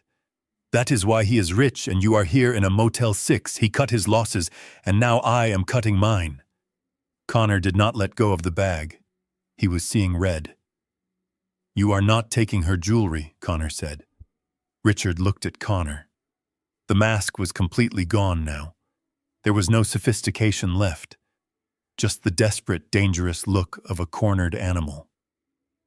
"Let go, you useless little parasite," Richard hissed. "I am not a parasite," Connor yelled. "Yes, you are," Richard screamed right in his face. "You are nothing without your father's checkbook. You have no skills. You have no grit. You are soft, Connor. That is why Bill hates you. That is why he locked you out, because he knows you cannot survive on your own. And he is right. Look at you, fighting over a few trinkets in a dump." The words hit Connor harder than any fist. They were the truth, or at least they were the truth of who he had been up until yesterday. Richard took advantage of Connor's momentary shock. He drove his elbow into Connor's chest. Connor gasped and let go of the suitcase. Richard zipped it shut. He grabbed his coat. "Do not try to follow me," Richard warned, backing toward the door. "And do not call the police. If you do, I will tell them you were in on the loan fraud. I will drag you down with me." He opened the door. The cold wind rushed into the room. "Daddy, please," Brittany sobbed. Richard did not look back. He stepped out into the night and slammed the door shut. Connor stood there, clutching his chest. He looked at the closed door. He looked at his wife crying on the cheap bedspread. The room was silent except for the sound of a car engine starting outside. It was not a Bentley. It was a taxi Richard had waiting. Connor walked to the window. He watched the taillights fade into the darkness. He looked down at his hands. The hands that had pushed me. The hands that had signed contracts he didn't understand. The hands that were now empty. He picked up the loan application from the floor. He saw my note again. "Read before you sign. Dad." He realized then that I had saved him. If I hadn't sent that envelope, he would have signed. He would have been on the hook for $1 million to the mob. I had stripped him of his house and his car, but I had saved his life. But the price was high. He was alone. His idol had just robbed him and called him useless. Connor turned to Brittany. She looked up at him, her mascara running down her cheeks. "What do we do now?" she whispered. Connor walked over and sat next to her. He put his arm around her. It was the first genuine gesture of affection he had shown in years. "We stopped pretending," he said. He reached into his pocket and pulled out his phone. He looked at my number, but he did not call. He knew he was not ready yet. He knew he had not earned the right to make that call. We are going to sleep, Connor said. And tomorrow we are going to sign jobs. Real jobs. But my jewelry, she cried. Let him have it, Connor said, his voice hardening. It is the price of admission. Admission to what, she asked. To the real world, he said. He did not know that outside in the dark, the wheels were already turning for Richard Sterling. He thought Richard had escaped. He did not know that the second envelope I sent to Philadelphia had also arrived, and the men who were waiting for the Richard did not want jewelry. They wanted blood.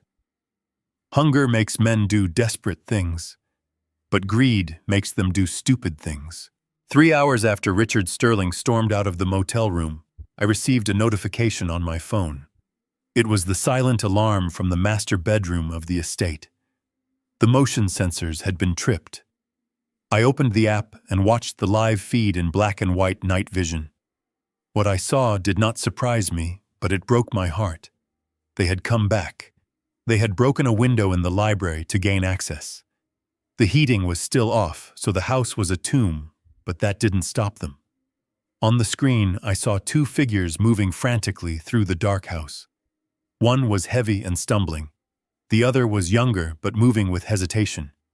Richard and Connor. They weren't there to sleep. They were there to loot. I watched as they burst into the master bedroom. Richard was holding a flashlight, his beam cutting through the darkness like a frantic knife. He went straight for the walk-in closet. He wasn't looking for clothes. He was looking for the wall safe hidden behind the mirror. Connor stood in the doorway shivering. He looked terrified. We shouldn't be here, Richard. Connor hissed, his breath visible in the freezing air. The police said we would be arrested. This is breaking and entering. Shut up and hold the light, Richard snapped. He pulled the mirror away from the wall, revealing the steel safe. He spun the dial. He knew the combination, because Connor, like a fool, had given it to him months ago. I picked up my other phone. I dialed Officer Miller directly. They are inside, Miller, I said. Dispatch the unit. I hung up and watched the screen. The safe door clicked open. Richard reached inside. His hands were shaking. He pulled out a stack of documents and a velvet pouch. Is that the money? Richard asked, tearing the pouch open. It was empty. I had cleared the cash out weeks ago. Richard threw the pouch on the floor. He swept his arm across the shelf, knocking over jewelry boxes and old watches. Where is it? He screamed, his voice echoing in the empty house. Where is the emergency cash, Connor? You said there was 50 grand in here. I thought there was, Connor stammered, stepping into the room. Dad must have moved it. You lied to me, Richard roared. He turned on Connor, the flashlight beam blinding his son. You brought me back here for nothing. I risked a felony charge for empty boxes. He pushed past Connor, heading for the jewelry box on the dresser. The one thing left. That is my mother's necklace, Connor said, stepping in front of him. You are not taking that. Richard laughed, a sound that was pure malice. I am taking everything I can carry, he spat. I need a lawyer, Connor, and this junk is going to pay for it. He reached for the necklace. Connor grabbed his wrist. No, Connor said. For a second they just stood there, frozen in the beam of the flashlight. The old con man and the broken son. Then Richard snapped. Let go, you useless coward, Richard yelled. He swung the heavy flashlight. It connected with the side of Connor's head, with a sickening thud. Connor went down hard, crashing into the vanity table. Glass perfume bottles shattered. But Connor did not stay down. The pain seemed to wake something up in him. A lifetime of being pushed around.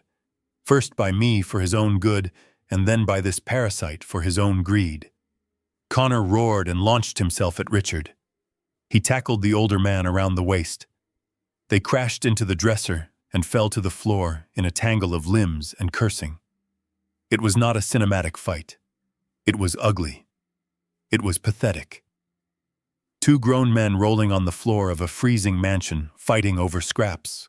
Richard was scratching and biting, desperate to escape. Connor was punching blindly, releasing all his rage.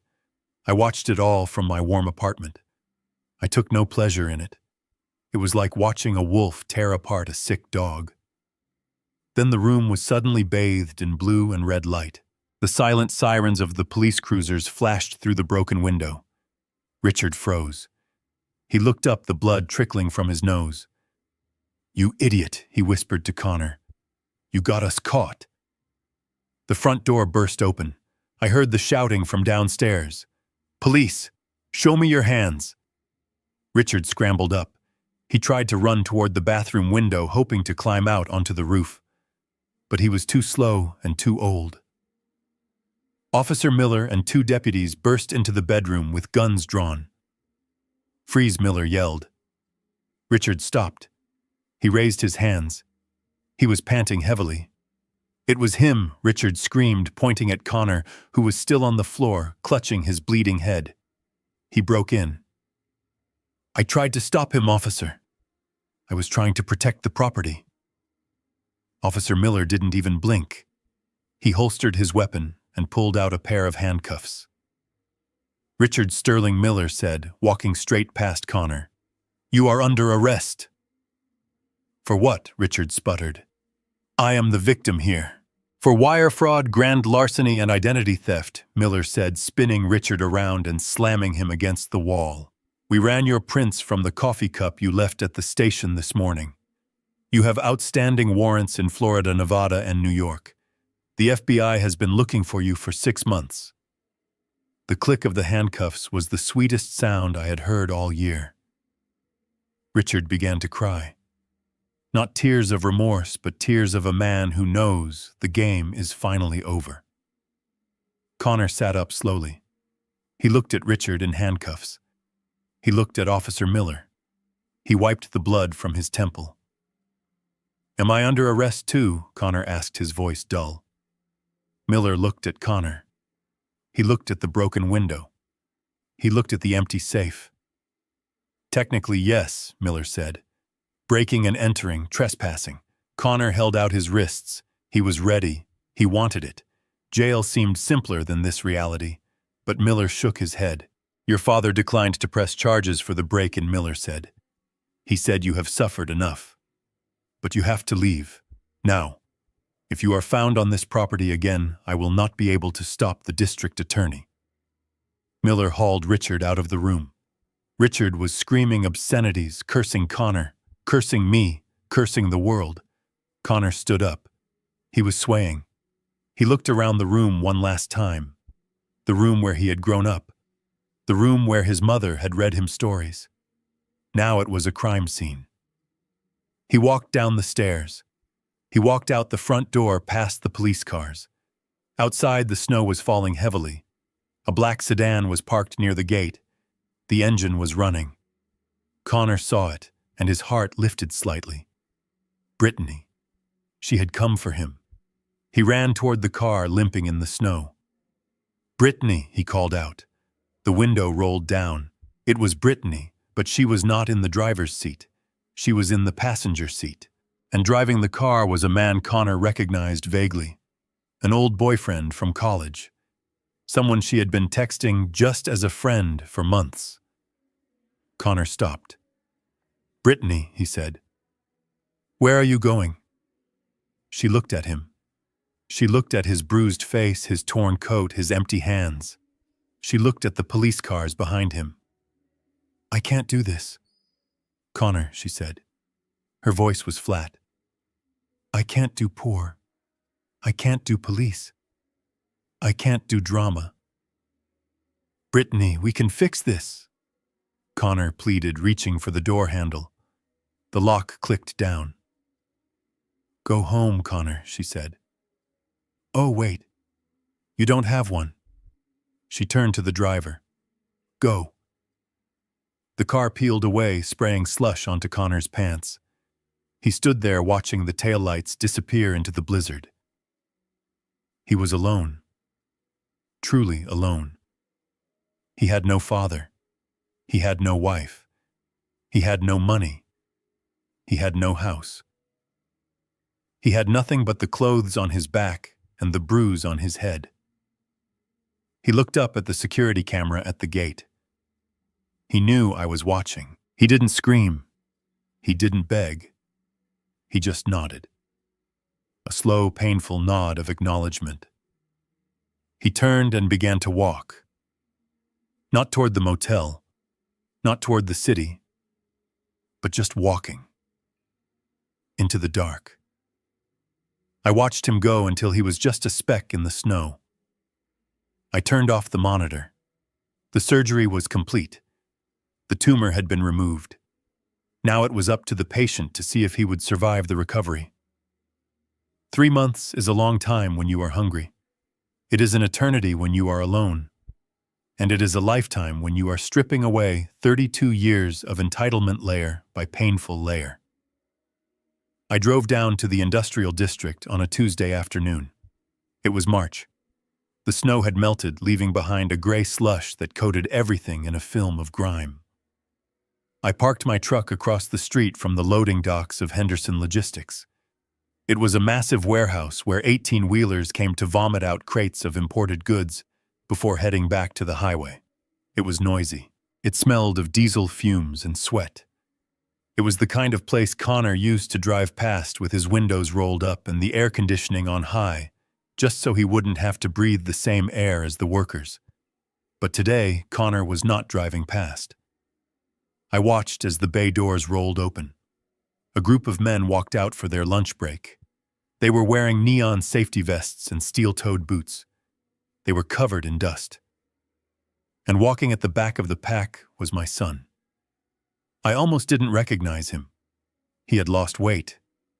The soft roundness of his face, the result of too many business dinners and expensive scotch, was gone. His jawline was sharper. His hair, which used to be styled with $40 pomade, was cut short and uneven, probably done by himself, in a bathroom mirror to save money. He walked with a limp. I knew that limp. It was the limp of a man who is not used to standing on concrete for 10 hours a day. It was the limp of a lower back that has been shocked into reality by lifting 50-pound boxes. He sat down on a concrete barrier away from the other men. He opened a brown paper bag. There was no sushi. There was no artisanal sandwich. He pulled out a Tupperware container. I zoomed in with my camera lens. It was pasta. Plain pasta with red sauce. The cheapest meal you can make. He ate it slowly. He did not look at his phone. He did not scroll through social media. He just ate, staring at the ground. I looked at his hands. 3 months ago, those hands were soft. They were manicured. They were hands that signed checks and swiped credit cards. Now, even from this distance, I could see the difference. They were red. They were swollen. I could see the white tape wrapped around his knuckles where the skin had split from the dry air and the cardboard boxes. He was building calluses. Finally. A foreman walked out onto the dock. He was a big man with a clipboard. He shouted something at Connor. The old Connor would have shouted back. The old Connor would have threatened to sue. The old Connor would have said, "Do you know who my father is?" But this Connor just nodded.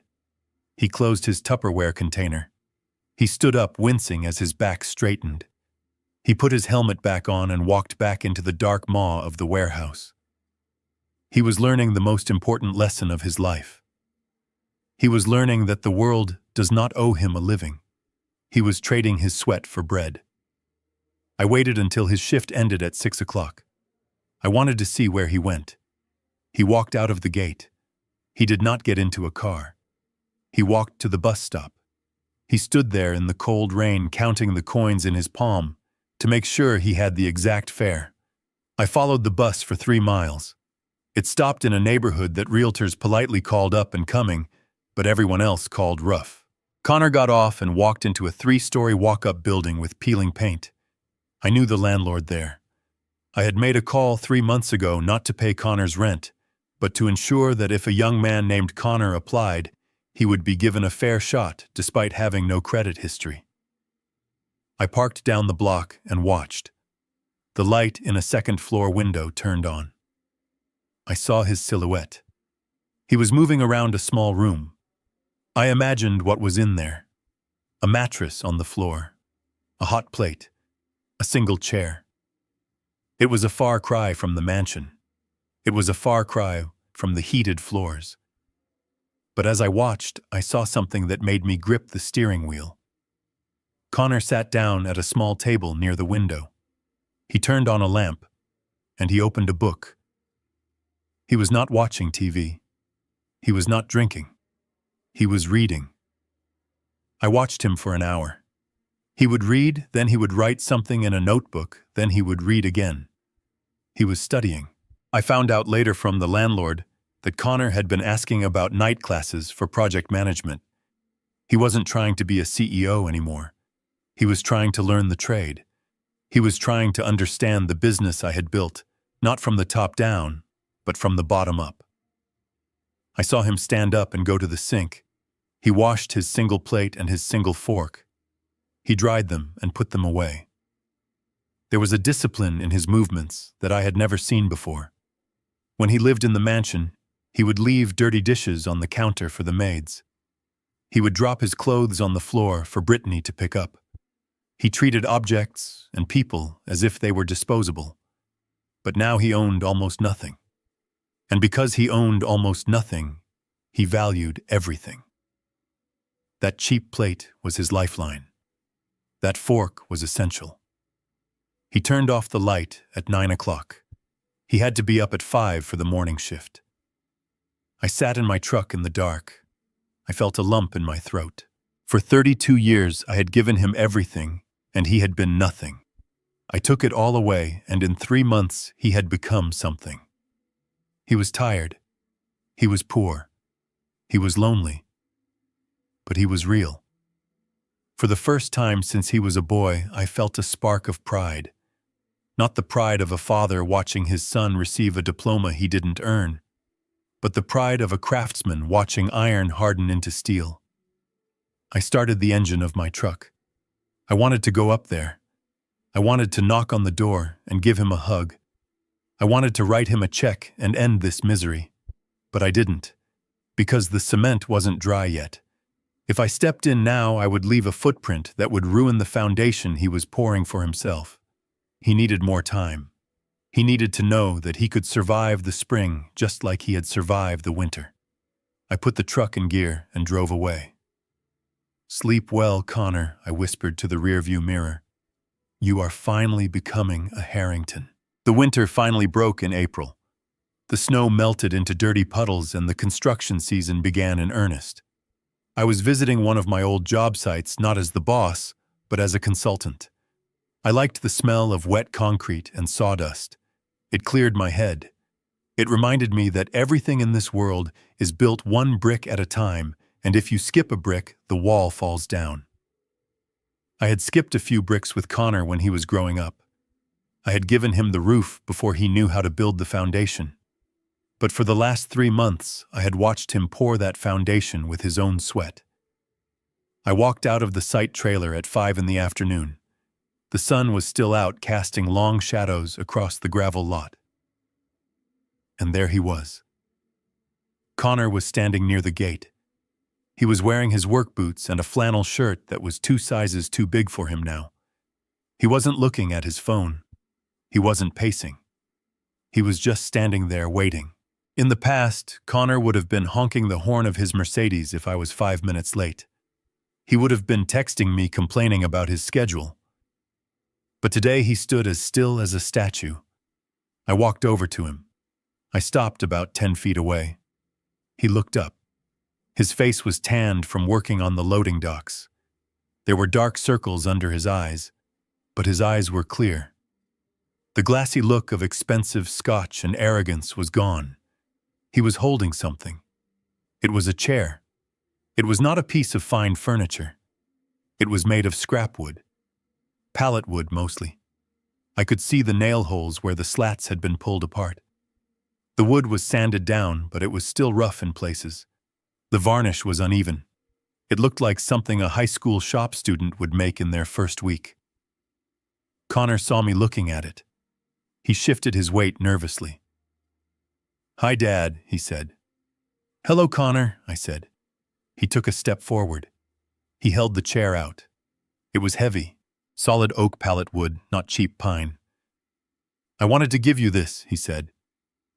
I looked at the chair. I didn't take it. Not yet.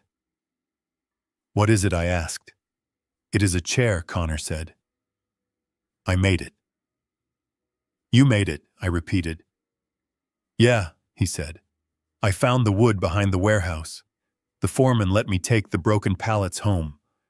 I bought a saw and some sandpaper at the pawn shop. I worked on it at night. I looked at his hands. I saw the fresh cuts. I saw the sawdust under his fingernails. I imagined him in that small dark room sanding this wood by the light of a single lamp, while his muscles ached from a 10-hour shift. Why did you make me a chair, Connor? I asked. He looked me in the eye. He didn't look down. Because I took yours, he said. The wind blew across the lot, kicking up dust. I took your chair, Connor continued, his voice steady. At Christmas, I told you that seat belonged to Richard. I pushed you out of your own spot. I can't buy that chair back, Dad. I don't have the money. And even if I did, you wouldn't want it. He paused. He swallowed hard. So I made this one. It is not pretty. It is not an antique, but it is mine. I mean, I made it with my own hands, and I want you to have it. He pushed it toward me slightly. So you can sit, he said, if you want to. I looked at the chair again. This was his offering. This was his penance. He wasn't asking to come back to the mansion. He wasn't asking for a loan. He was offering a seat. I stepped forward. I put my hand on the backrest. The wood was warm from the sun. It was rough against my palm. I gripped the back of the chair and gave it a shake. It wobbled. The left front leg was about 1/8 of an inch shorter than the others. The joinery on the seat was a little loose. If a heavy man sat on this, it would hold, but it would creak. I looked at the joints. He had used nails instead of screws in some places. He had used too much glue in others. As a master builder, I could have torn it apart with words. I could have told him it was garbage. I could have told him it wasn't up to code. But as a father, I saw something else. I saw hours of labor. I saw humility. I saw a boy trying to be a man. I looked up at him. He was holding his breath, waiting for my verdict. He looked terrified. He valued my opinion now more than he ever had when I was just writing checks. I took the chair from him. I set it down firmly on the gravel. I sat on it. It creaked. It wobbled slightly to the left. But it held my weight. I sat there for a long moment, looking at my son. He let out a breath he had been holding for 3 months. A small tentative smile touched the corners of his mouth. Then I stood up. I ran my hand over the armrest. I found a rough spot he hadn't sanded properly. It wiggles, I said. The smile faded from Connor's face. He looked crushed. Oh, he said. I measured it 3 times. You measured from the wrong angle, I said. And you used the wrong nails for oak. The wood split a little here at the joint. See that hairline crack? That will give way in 6 months. Connor looked at the crack. He looked like he wanted to cry. I am sorry, he whispered. I tried. I will throw it away. He reached for the chair. I put my hand on his wrist. I didn't say throw it away, I said. He froze. He looked at me. I said it wiggles, I repeated. I can't sit in a wobbly chair, Connor. A Harrington doesn't build wobbly furniture. I picked up the chair. I held it out to him. Take it back, I said. Connor looked confused. Take it back, I said firmly. Take it apart. Pull the nails out. Sand it down again. Drill pilot holes this time so the wood doesn't split. And measure the legs on a level surface, not the crooked floor of your apartment. Connor took the heavy chair.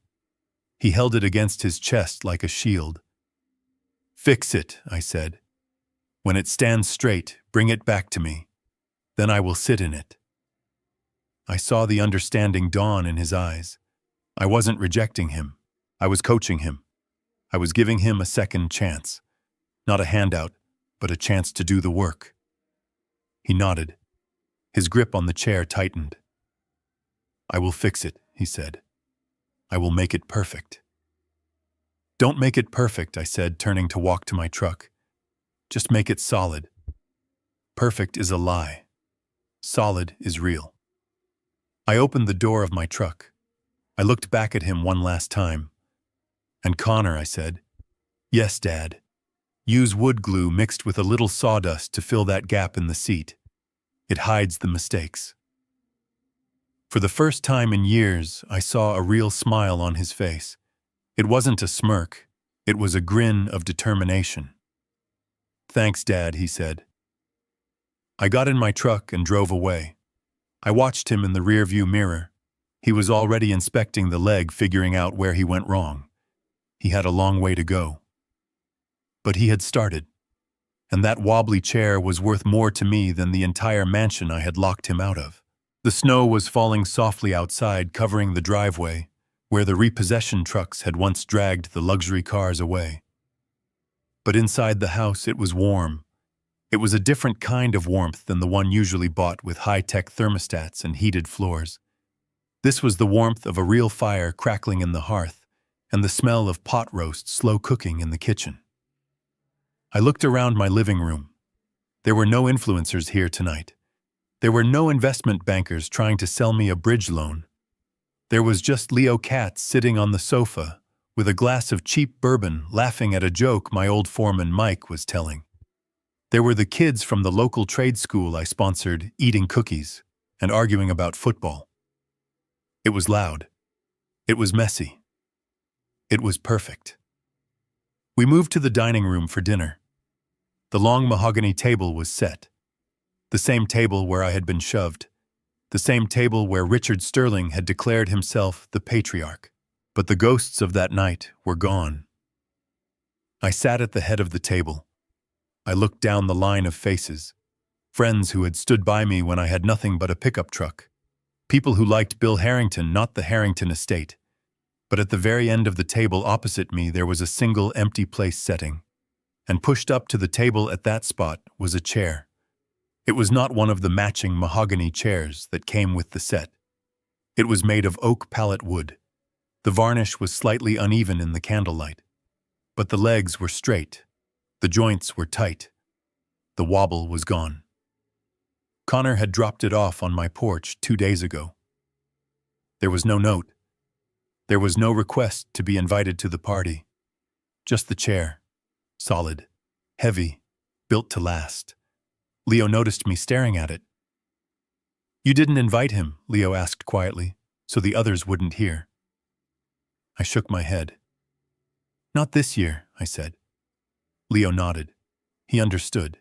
He knew that Connor was currently working a double shift at the warehouse. He had volunteered for the holiday pay because he was saving up for a night class in structural engineering. He was spending Christmas in a forklift cabin eating a turkey sandwich from a gas station.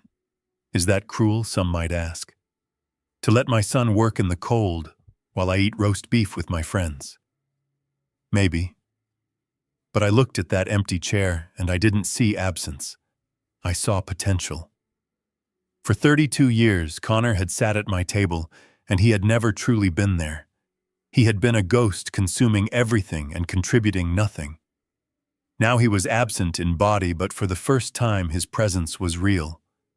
That chair was the first honest thing he had ever brought to this house. I am not saving that seat for the boy who pushed me. I am saving it for the man who built it. I raised my glass. The room went quiet. To family, I said. The ones who are here. And the ones who are doing the work to get here. Merry Christmas, everyone shouted. I took a sip of wine. I looked at the empty chair one last time. The seat is ready, Connor. The wood is solid. The foundation is set. Keep working, son. Keep grinding. When you walk through that door next year, you won't be a guest. You will be the man of the house, and I will be the one standing up to pull the chair out for you. The party is winding down now. The last of my friends have put on their coats and driven away into the snowy night. The house is quiet again, but it is not the heavy, suffocating silence of a year ago. It is a peaceful silence, the kind you earn after a long day of honest work. I stand by the bay window holding a glass of whiskey. I look out at the driveway. The snow is falling softly, covering the tire tracks, covering the scars of the past. It looks exactly like it did on that night when I watched my son walk away into the darkness with nothing but the clothes on his back. I know what people will say. I know what they whisper when they hear this story. They say I am a monster. They say I am a cold-hearted old man who chose money over blood. They say that a father's job is to protect his child from the storm, not to throw him into it. But those people have never built anything. They have never stood on a steel girder 40 stories up with the wind trying to kill them. They do not understand the physics of strength. You cannot make steel strong by keeping it warm. You cannot make it resilient by wrapping it in velvet. To make steel that can hold up a skyscraper, you have to put it in the fire until it glows white hot. You have to beat it with a hammer until the impurities are driven out. And then, when it is screaming with heat, you have to plunge it into the freezing water. The shock is terrible. The metal screams. But when it comes out of the water, it is no longer just iron. It is tempered. It is unbreakable. I was the fire. And this winter was the water. I look at the reflection of the room in the glass. I see the dining table behind me. I see the chair Connor made. It sits there at the end of the table empty and waiting. Some fathers leave their sons a fortune. I decided to leave my son something more valuable. I left him his own life. If I had opened the door that night, he would still be a child. He would still be living in my shadow, afraid of the cold, afraid of the world, dependent on a credit card he didn't pay for. He would be weak, and the world eats weak men alive. Now he is out there. He is tired. His back aches. His hands are rough. He is sleeping in a small room and eating cheap food. But he is free. He is free from Richard Sterling. He is free from Brittany.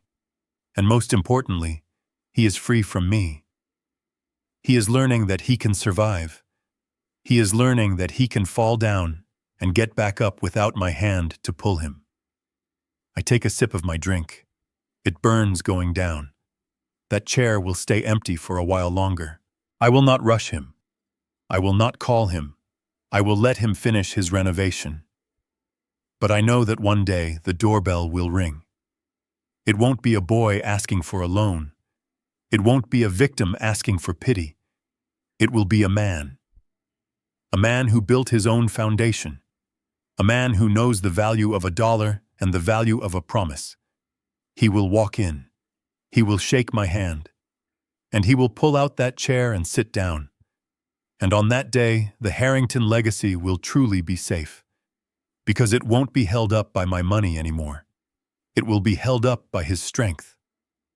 I turn off the lights. I am ready to sleep. My name is Bill Harrington. I pushed my son off a cliff so he could learn how to fly. And if I had to do it all over again, I would push him harder. What about you? Do you think I went too far? Or do you think tough love is the only real love left in this soft world? Tell me in the comments. And if you believe in second chances, hit that subscribe button. Because this story isn't over. It is just being rebuilt.